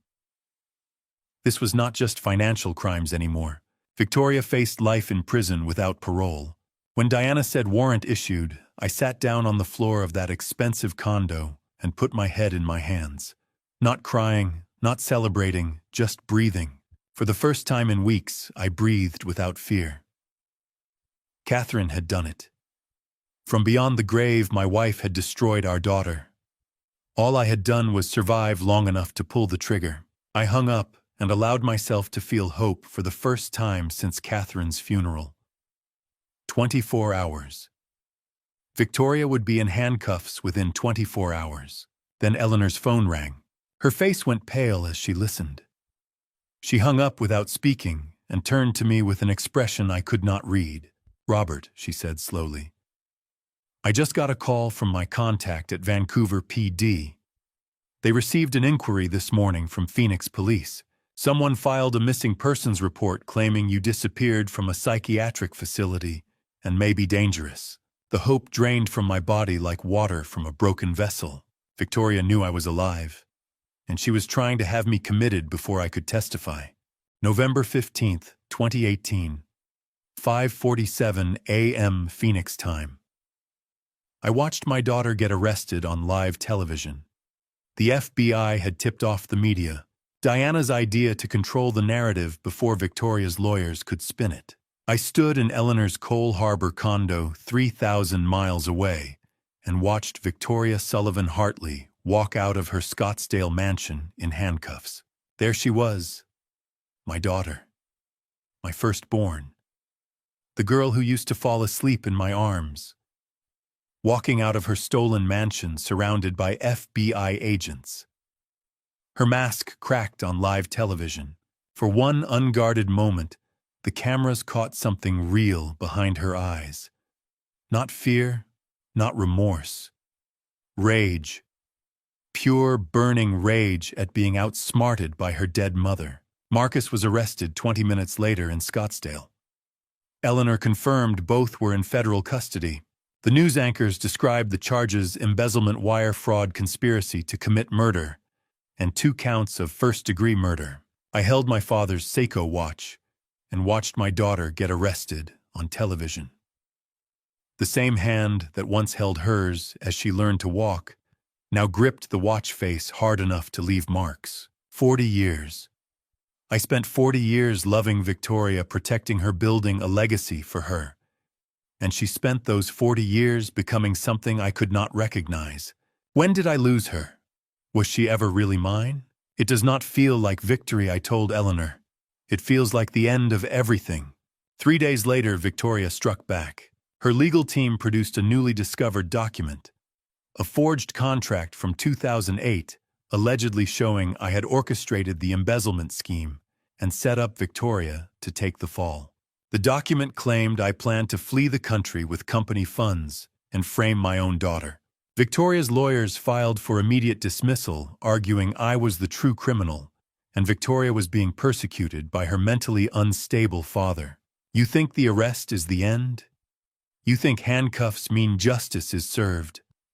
Victoria's lawyers filed their counterattack 3 days later. Suddenly, I was the criminal, a mentally unstable old man who had framed his own daughter. The same news anchors who called Victoria a monster were now questioning my sanity. That is what money buys you. Not innocence. Doubt. And doubt is almost as good. Eleanor read me the legal filing. She is claiming you masterminded everything. A forged contract dated 2008, your signature on documents authorizing shell company creation. I have never seen those documents, I said. They are fabricated. Of course they are. But they are good forgeries. This will take time to disprove. Time she is using to poison the jury pool. Even from jail, Victoria was still fighting, still dangerous, still capable of manipulation. Eleanor studied the forged documents for hours, looking for cracks. Then she found one. "Robert," she said, pointing at the 2008 contract's notary seal. This notary, Harold Finch. He died in 2006, 2 years before this document was supposedly signed. She looked up with a predator's smile. Victoria's forgery has a fatal flaw. We can prove it is fake, but we need someone who knew the notary, someone who can testify about the timeline. She pulled out her phone. "I am calling your brother James."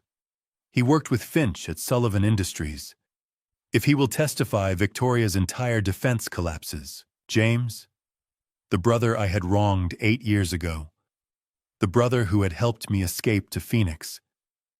Now Eleanor wanted him to testify against his niece, to help put Victoria in prison for life. The destruction of my family was almost complete. But there was one more piece to fall. March 15th, 2019. Federal Courthouse, Phoenix. I sat 15 feet from my daughter for the first time since she tried to have me killed. Victoria wore a gray Armani suit. Her armor, her costume of respectability. She never once looked at me.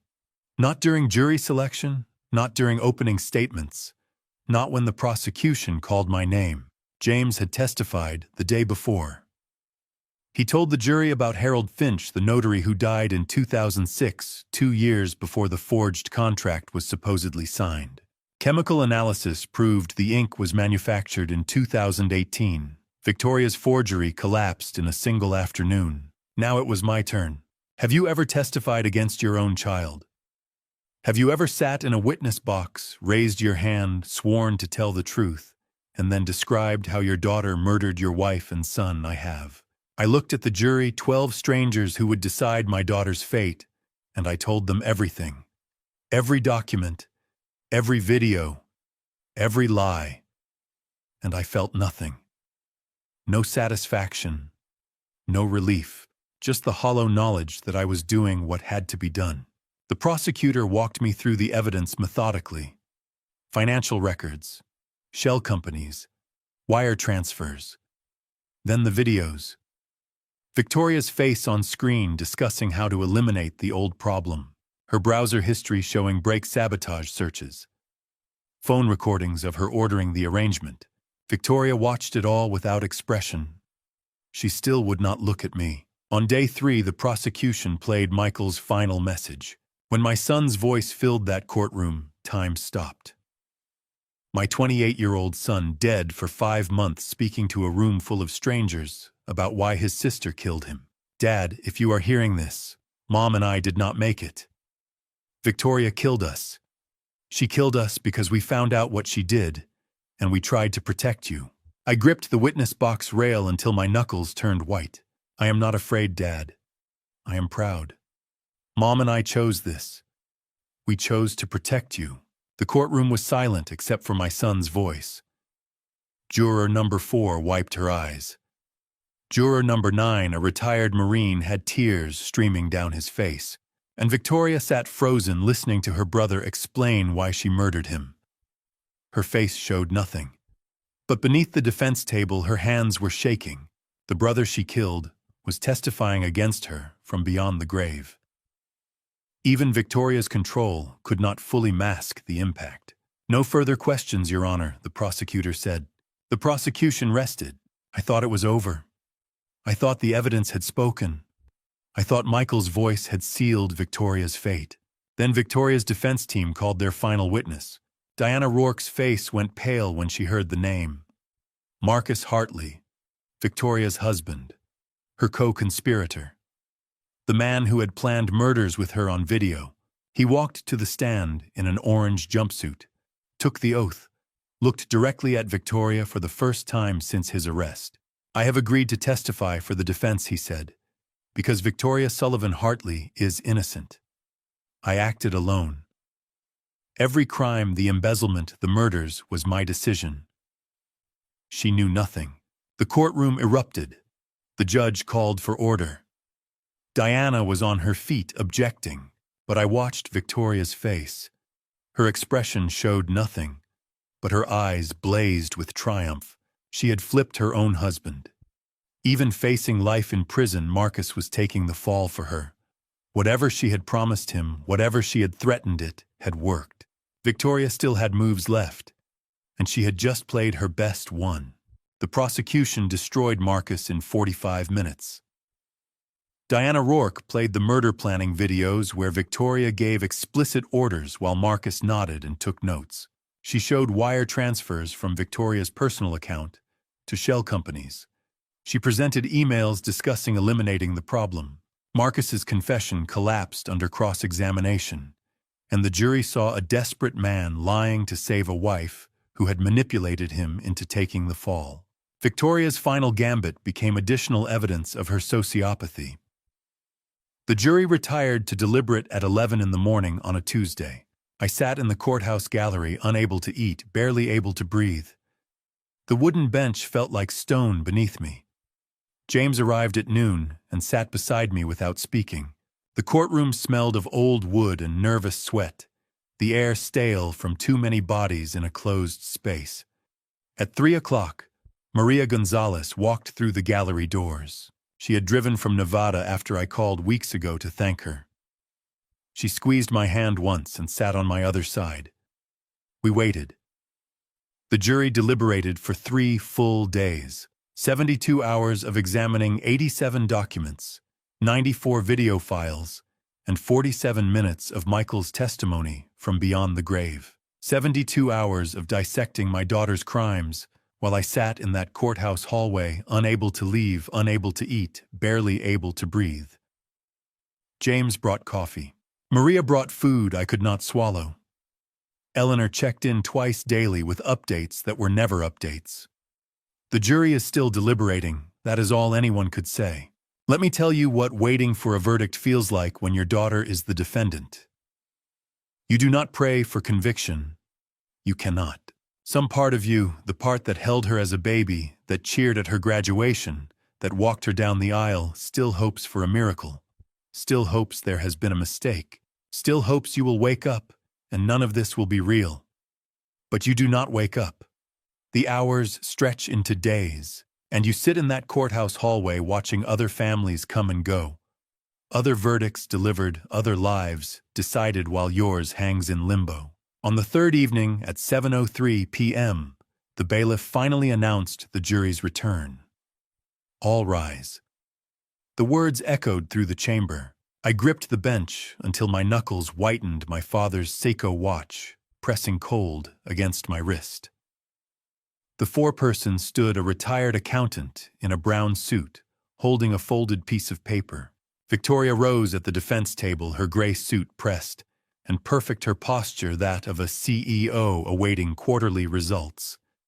Guilty on the charge of embezzlement. Guilty on the charge of wire fraud. Guilty on the charge of conspiracy to commit murder. Those words should have felt like victory. Catherine and Michael were avenged. Justice was served. But I sat in that gallery and felt nothing, just a vast, cold emptiness where my family used to be. A wife, a son, a daughter, all gone. The guilty verdict did not restore any of them. It just confirmed that everything I had built in 63 years had been burned to ash by my own child. Guilty on 2 counts of murder in the first degree. The gallery erupted in whispers. A reporter typed furiously on her phone. James whispered beside me, "It is over, Robert. It is finally over." I shook my head. No. Nothing will ever bring them back. I watched Victoria's face as the verdict was read. No tears, no reaction, no humanity, just stone-cold emptiness. The woman in that gray suit was not Victoria. Victoria died years ago, if she ever existed at all. This was the thing that replaced her. As the bailiffs moved to take her into custody, she finally turned and looked at me. Our eyes met for the first time since the trial began. And she smiled. Not a broken smile. Not a defeated smile. A knowing smile, the smile of someone who still has cards to play. Then she mouthed 2 words, silent and clear. Not over. The bailiffs clicked handcuffs around her wrists, the sound of metal on metal filling the courtroom. They led her away, and I understood. The verdict did not break her. Prison would not break her. Victoria was already planning her appeal, already scheming her next move. My daughter would fight until her last breath. And so would I. April 3rd, 2019, Federal Courthouse, Phoenix. The sentencing hearing began at 9 a.m. Diana Rourke had explained to me the night before why Victoria's case remained in federal court, despite the murder charges. The embezzlement and wire fraud crossed state lines. The conspiracy involved interstate communication and financial transfers. And under federal RICO statutes, the murders were part of a continuing criminal enterprise. Victoria would be sentenced in federal court under federal guidelines for all charges together. The judge's voice echoed through the silent courtroom. Victoria Sullivan Hartley, I hereby sentence you to 45 years in federal prison with no possibility of parole for 30 years. 45 years. My daughter would be 83 before she could walk free if she lived that long. I should have felt something. Relief. Justice. Closure. Instead, I felt only the hollow weight of everything we had all lost. Victoria's mouthed threat from 2 weeks ago still rang in my ears. Not over. She had meant it. The judge continued speaking about the profound betrayal of family trust, about the calculated murder of 2 innocent people, about the systematic theft that had destroyed a company and countless livelihoods. I gripped the wooden bench beneath me, the polished surface cold against my palms. Victoria's eyes found mine as the sentence landed. Rage first pure and hot, flickering across her features like lightning, then nothing. Complete emptiness. Like watching a light go out. She was not devastated. She was calculating. Even facing 45 years, my daughter remained unbroken. Marcus Hartley received 25 years as an accomplice. He wept. He apologized to the court, to me, to anyone who would listen. Victoria never made a sound. She stood motionless in her gray suit while bailiffs approached with handcuffs. The courthouse air smelled of old wood and nervous sweat, and I tasted nothing. I had not eaten in 2 days. Do you know what it feels like to watch your child receive a 45-year sentence? There is no guidebook, no support group, no card that says, sorry, your daughter is a convicted murderer. I sat in that courtroom and watched Victoria's life end, not physically, but in every way that matters. And I felt like I was attending a 3rd funeral. 6 weeks later, I had returned to Vancouver. Rain streaked down the floor-to-ceiling windows of my Cole Harbour condo, and I sat with a cup of coffee gone cold in my hands. The television played news coverage of Victoria's appeal. Some outlets had begun questioning my role. A news anchor's voice filled the room. Questions remain about Robert Sullivan's involvement. Some analysts suggest evidence may have been manufactured. I turned off the television and stared at the gray sky. Eleanor Hartwell arrived that afternoon with her phone clutched tight. She played me a voicemail that had come to her office line. The voice was disguised mechanical, but the words were clear. Robert Sullivan will not see Christmas. Tell him his daughter sends her love. My blood went cold. The taste of copper flooded my mouth. You think prison stops someone like Victoria? You think bars and guards mean anything to a woman who murdered her own mother and brother? Within 6 weeks, she had built a network inside those walls. She had found people who would threaten, manipulate, and kill for her. Prison did not contain my daughter. It just gave her a different kingdom to rule. I called Diana Rourke immediately. She traced the call within hours. The call originated inside the federal detention facility, she said. She has built a network, Robert. Prison has not contained her. I gripped my father's Seiko watch, feeling its weight against my wrist. I survived her once, I told Diana. I will survive her again. Diana called the next morning with worse news. We identified the person who made the threat, she said. An inmate named Karen Voss. She says Victoria paid her not with money, but with information. My hands trembled. What information? Diana paused. The location of your Cole Harbour condo, your daily routine, the names of everyone who helped you escape Nevada. Victoria had spent 6 weeks gathering intelligence on everyone I loved, and now she was selling that information to anyone willing to do her bidding. Robert, Diana said quietly, you need to disappear again. She is not finished with you. I did not run. Two FBI agents moved into the condo across the hall. Their names were Martinez and Dawson, and they worked 12-hour shifts watching my door, my building, my life. Diana Rourke had convinced the Bureau that I was a material witness under active threat. For the first time in months, I slept through the night. The news came in pieces over the following weeks. Forensic experts had examined Victoria's latest forged document, a 2009 contract. The ink analysis was definitive. Manufactured in 2018, her appeal had lost its primary evidence. Eleanor called the same afternoon. Vancouver police arrested two men that morning. They had been watching my building for 3 weeks, both connected to inmates in Victoria's facility. She really built a network that fast, I said to Diana. She had money hidden, Diana replied. Accounts we never found. She has been paying people since the day she was arrested. But we are dismantling it, Robert. Piece by piece. I stood at my window, watching the harbor coffee growing cold. For the first time, I felt the tide turning. Victoria had reached out from prison, and the world had pushed back. Let me tell you what safety feels like after months of terror. It feels like sleeping without checking the door.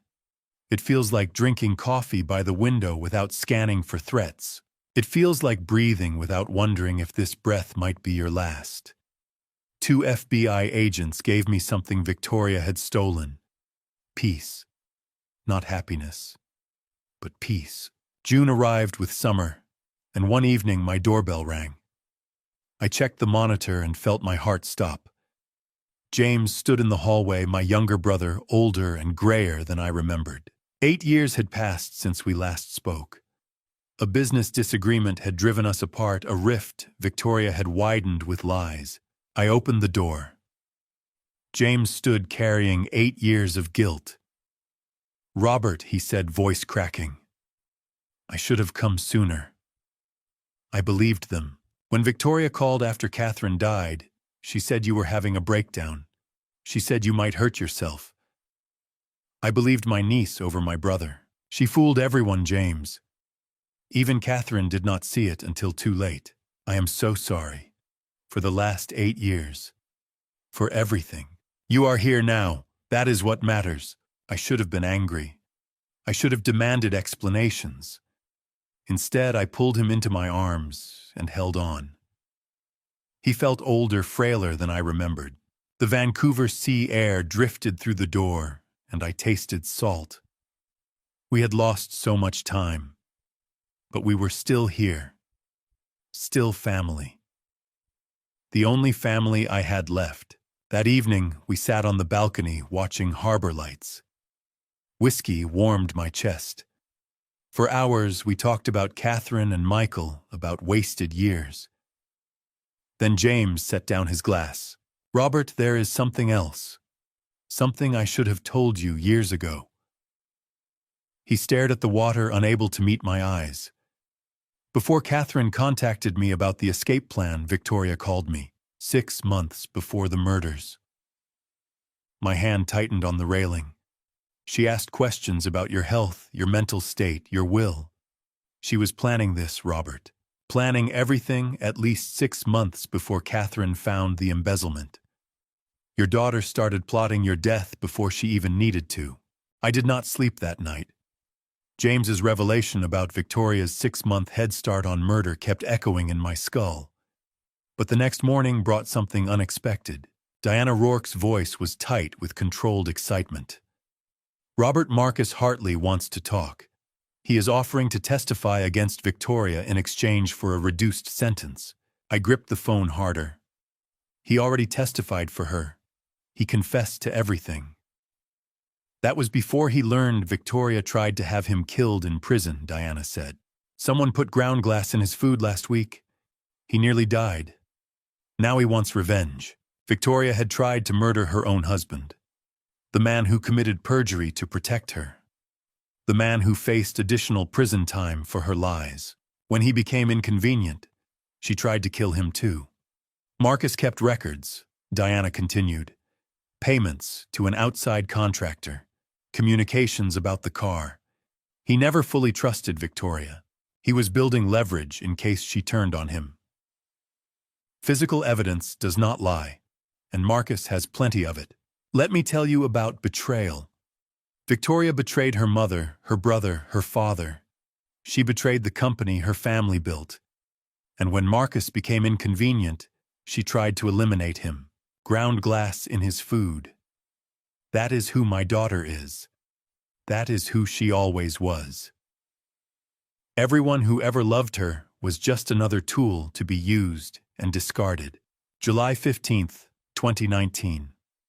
I sat in Phoenix's federal appellate court, watching 3 judges preside over Victoria's appeal hearing. The courtroom smelled of air conditioning and fear.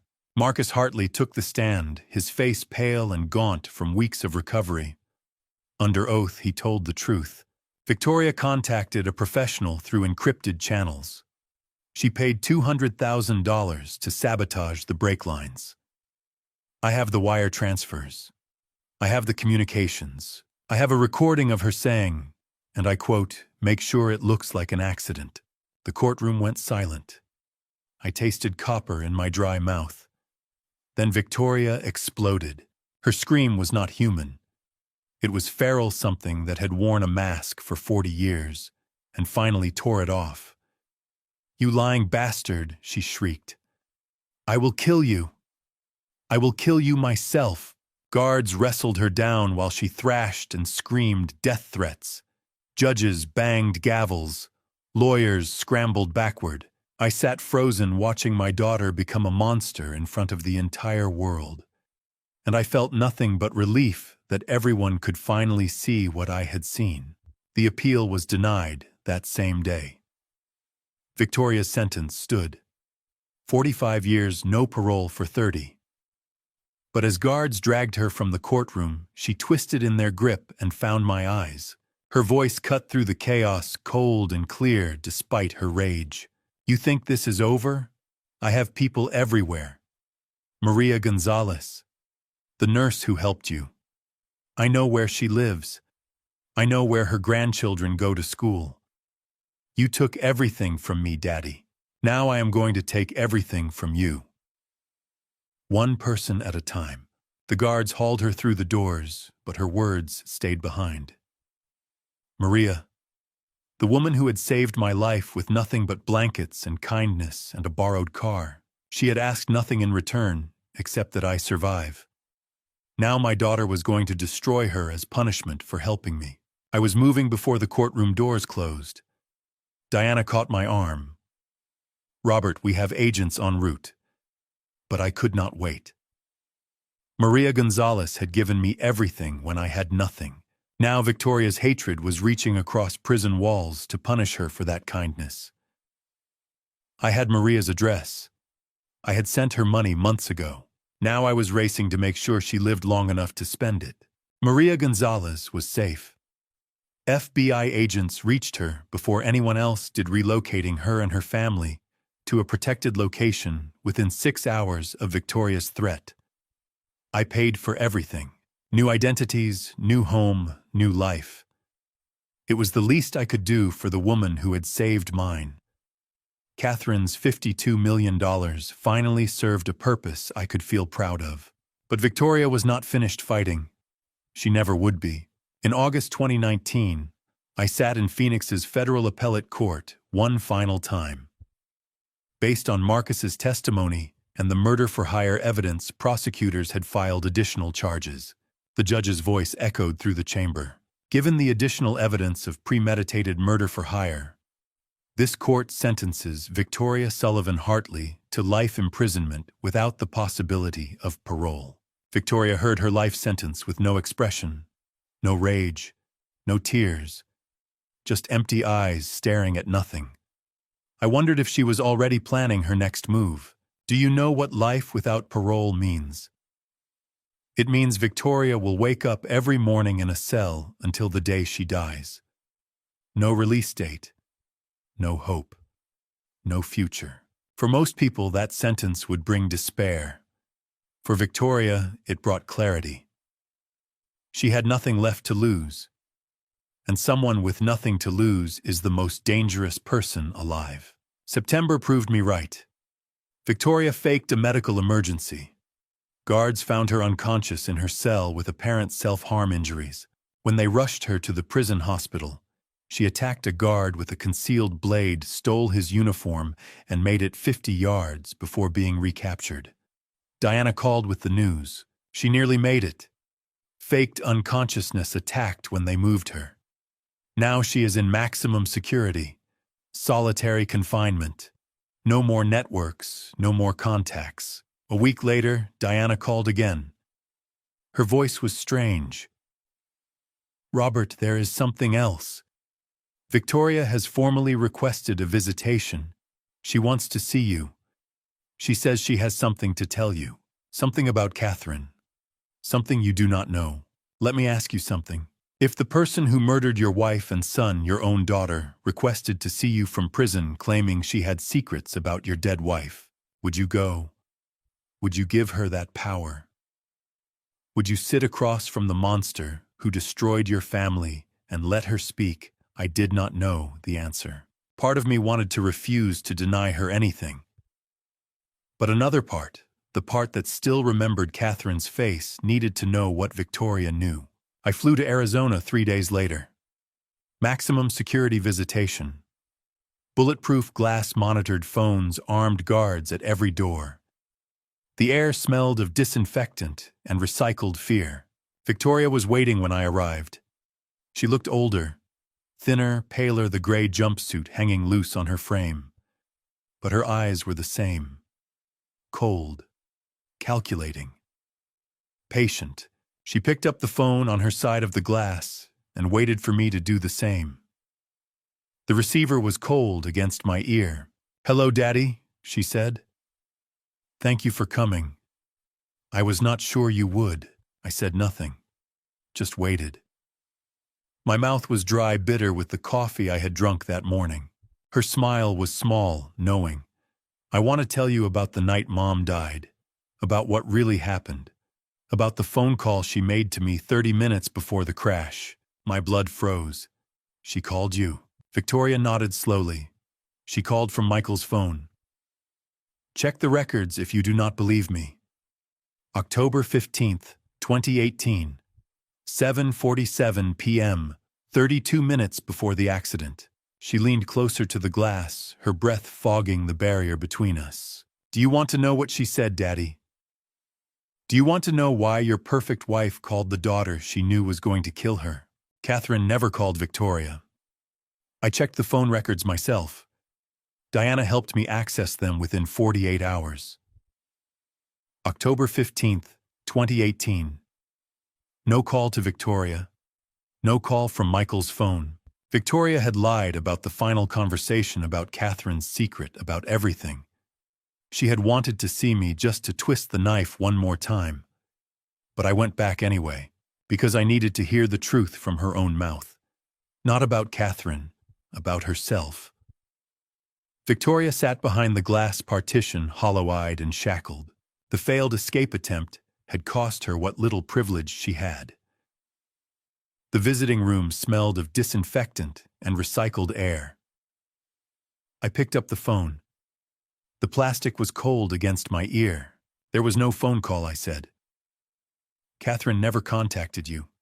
You made the whole thing up." Victoria laughed. The sound echoed off the concrete walls.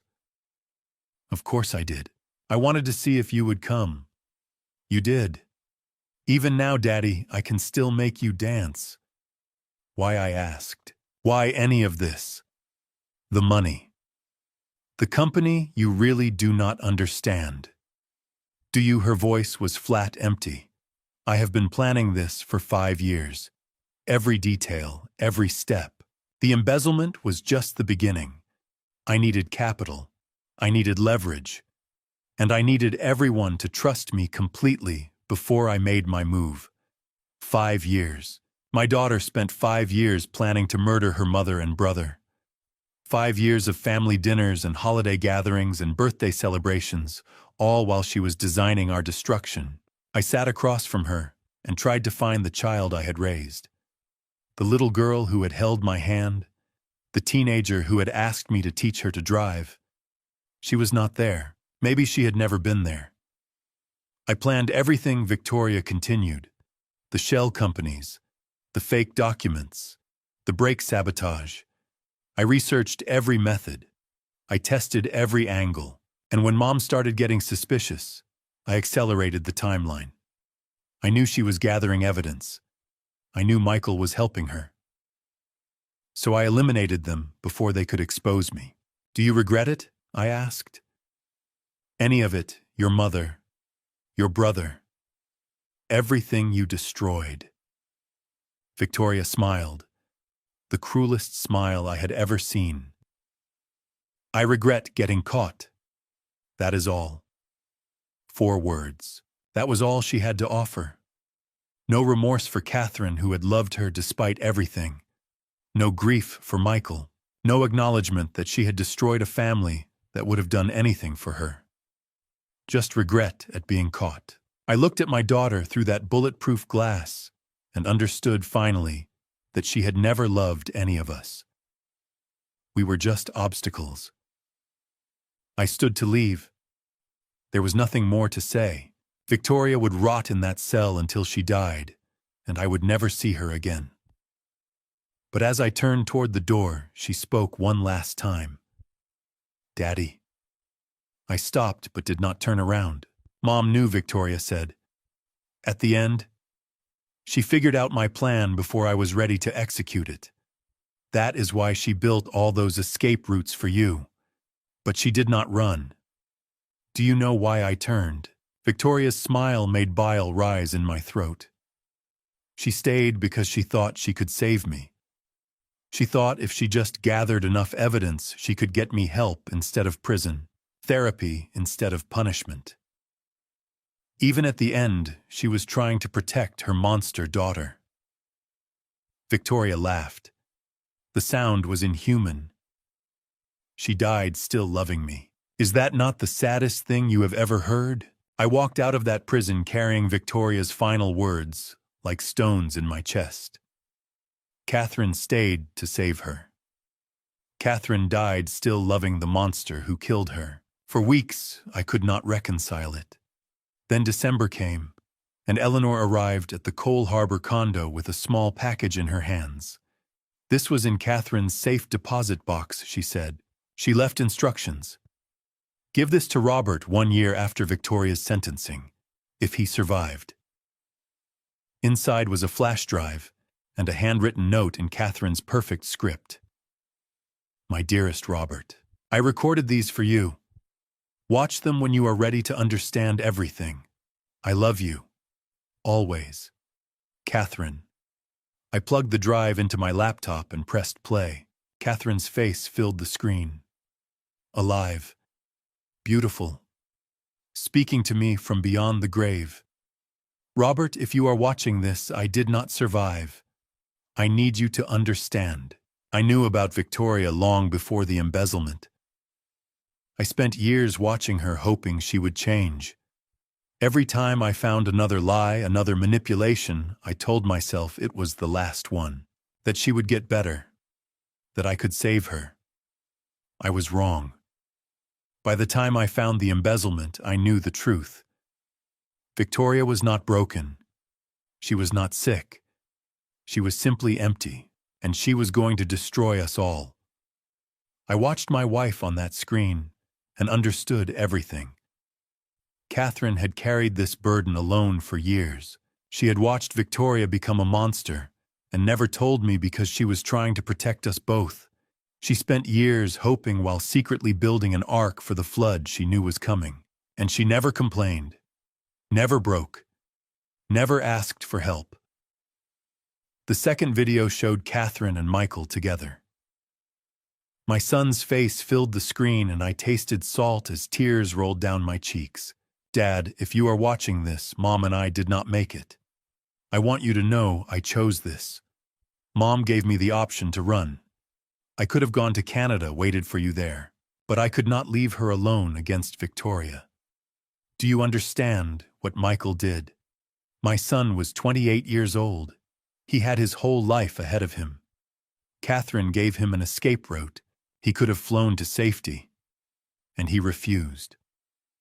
"I chose to stay," Michael said. "If staying means Dad lives, I will stay." I did not know for certain Victoria would do what she did. Part of me hoped she would back down at the last moment, that she would see reason. But I could not risk your life on that hope. So I stayed. I gathered evidence. I became Mom's partner in this. Catherine leaned into frame beside Michael, her hand on his shoulder. Her voice was steady, proud. "He was your shield, Robert. Michael stood between you and Victoria, knowing what it might cost. He did not have to. He chose to. That is the kind of man our son became."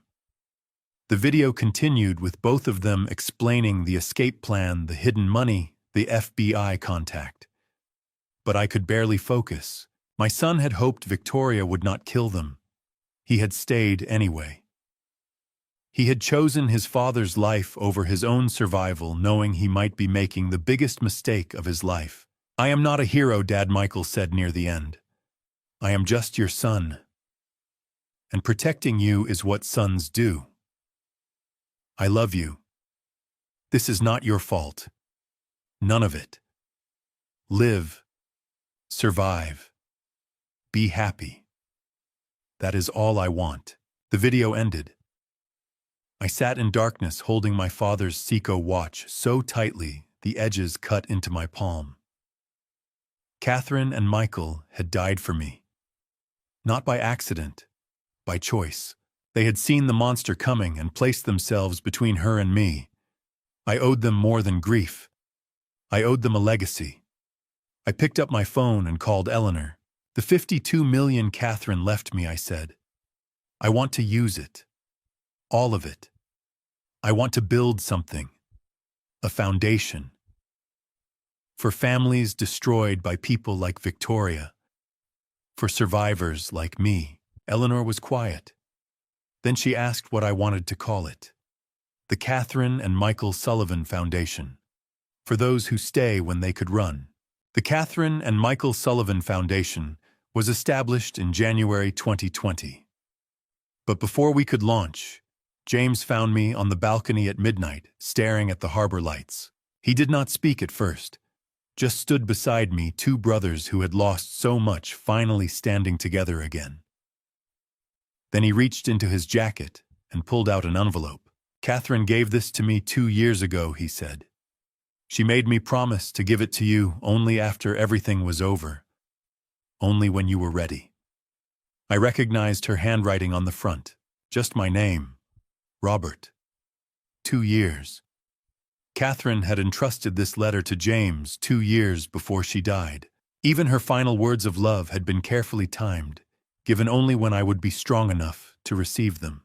I opened the envelope with trembling fingers. Inside was a single piece of cream-colored stationery, the kind Catherine used for important occasions. Her handwriting filled just 3 lines.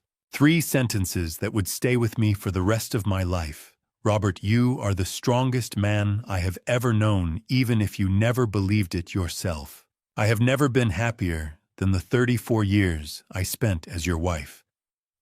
Live the rest of your life as if I am still beside you, because I am." I read those 3 sentences 7 times that night. Each time I found something new, a turn of phrase, a memory embedded in her words. A piece of her I could still hold on to. Catherine had reduced a lifetime of love into 3 perfect sentences. No wasted words. No unnecessary explanations. Just the essence of everything we had been to each other. I whispered her final words into the Vancouver night and swore I felt her hand on my shoulder. Not a ghost, not imagination, just love transcending everything Victoria tried to destroy. "I will, Catherine," I whispered. "I promise. I will." The foundation launched that January. We provided legal aid, counseling services, and emergency funds to families victimized by financial crimes and domestic predators. Maria Gonzalez ran outreach. Eleanor handled legal structure. James served on the board. By 2021, we had 12 staff members and had helped over 200 families rebuild their lives. Do you want to know what redemption looks like? It looks like Maria, the nurse who saved me with blankets and kindness, now helping families who have nowhere else to turn. It looks like James, the brother I pushed away for 8 years, rebuilding what was broken. It looks like 200 families who might have lost everything now standing because Catherine and Michael's sacrifice gave them somewhere to fall. Every family saved was a defeat for Victoria. The Sullivan name now stood for healing instead of betrayal. Every person we helped proved that love is stronger than hate. April 2022. I walked through the foundation offices past photos of Catherine and Michael on every wall, past the staff who had become family, past everything we had built from ashes. The work was not just a memorial. It was a living testament to the people who had chosen love over fear, sacrifice over survival. Catherine's 3 sentences guided everything we did. You are the strongest man I have ever known. I had not felt strong standing at her grave, or fleeing through the desert, or watching my daughter's trial. But I felt it now. In the families we saved, in the lives we rebuilt, in the foundation that turned tragedy into hope. I have never been happier than the 34 years I spent as your wife. Neither had I, and no amount of Victoria's hatred could erase those decades of joy. Live the rest of your life as if I am still beside you, because I am. And she was. In every decision I made, in every family we helped, in every moment I chose to build instead of destroy. Catherine was there. Always. I flew to Arizona. I sat in the prison waiting room for 3 hours, turning Victoria's letter over in my hands, preparing words I might never say. When the guard finally came, he told me Victoria had refused to see me. She had changed her mind. Whether from shame, spite, or inability to face forgiveness, I would never know. I left anyway. I left a letter with the warden sealed in an envelope with her name on it. 8 words. I forgive you. Not for you. For me. I walked out of that prison and did not look back. Victoria would die there alone with her choices, but I would not die with her. I had people who loved me. I had work that mattered. I had a life to live. Let me tell you about forgiveness. It is not absolution. It is not forgetting. It is not saying what happened was acceptable. Forgiveness is putting down a weight you have been carrying so long you forgot what it felt like to stand straight. Victoria murdered my wife and son. I will never forget that. I will never stop grieving, but I will not carry hatred into my grave. Catherine would not have wanted that. Michael would not have wanted that. And neither do I. Back in Vancouver, spring rain fell soft on the rooftop garden. I knelt in the soil and planted the 26th silver sage, its leaves fragrant in the wet air. A small bronze plaque waited beside it. For Victoria. May you find peace. James stood beside me watching. 26 sages, he said. 1 for each year. 1 for each year she was still capable of being saved, I replied. Before whatever broke inside her broke for good. Do you really believe that she could have been saved? No. But Catherine believed it. And this is not for Victoria. It is for the daughter Catherine loved. The one who existed before the monster. The sun touched the water, and for a moment the whole harbor turned to gold. I thought about Catherine, her smile, her strength, her impossible love for a daughter who could not love her back. I thought about Michael, his choice to stay, his sacrifice, his final words. This is not your fault. I thought about Victoria. The child she had been, the monster, she became the mystery of how one becomes the other. And I let it all go. Not because the pain was gone, but because I had finally learned to live with it. What now? James asked. Now we live. We help people. We honor Catherine and Michael every single day. And we let the past stay in the past. James put his hand on my shoulder as the last light faded. "What are you thinking about?" I looked at the 26 silver sage plants, their leaves catching the dying light, and I smiled. "I am thinking about tomorrow. The foundation has a new family coming in. Mother and 2 kids escaped from a situation like ours. They need help." James nodded. "Then we helped them." "Yes, we helped them." The harbor lights began to flicker on one by one across the water. Behind me was everything I had lost. Ahead of me was everything I could still build. I turned my back on the sunset and walked inside. There was work to do. There was always work to do. And that I had finally learned was not a burden. It was a gift. Catherine's gift. Michael's gift. The gift of continuing. The gift of being alive when I could so easily have been dead. I was Robert Sullivan. I was 64 years old. I was scarred but whole. And my story was not over. It was just beginning again. Looking back, this family story changed the man I once was. I believed blood alone guaranteed loyalty. I was wrong. If you learn anything from my journey, let it be this: do not ignore warning signs even inside your own family story. Love your children, protect your family, but never close your eyes to manipulation or cruelty. My pain became a dad revenge path I never wanted yet. It forced me to defend the people who could no longer defend themselves. This family story taught me that strength is not vengeance alone. It is choosing to rebuild after everything collapses. My dad revenge was not about hatred. It was about justice, survival, and protecting the innocent. I believe God allowed me to survive so that something meaningful could grow from the ashes. And in the end, my dad revenge became a mission to help others escape the kind of darkness that destroyed my home. Thank you for staying with me until the end of this journey. Share your thoughts in the comments. What would you have done if you were in Robert's position facing betrayal from your own child? I would truly value hearing your perspective. If this story moved, you consider subscribing so you don't miss future videos. A gentle note: although inspired by themes like family betrayal and financial crime, some elements have been dramatized for storytelling. If this narrative isn't your style, feel free to explore other videos that might resonate more with you.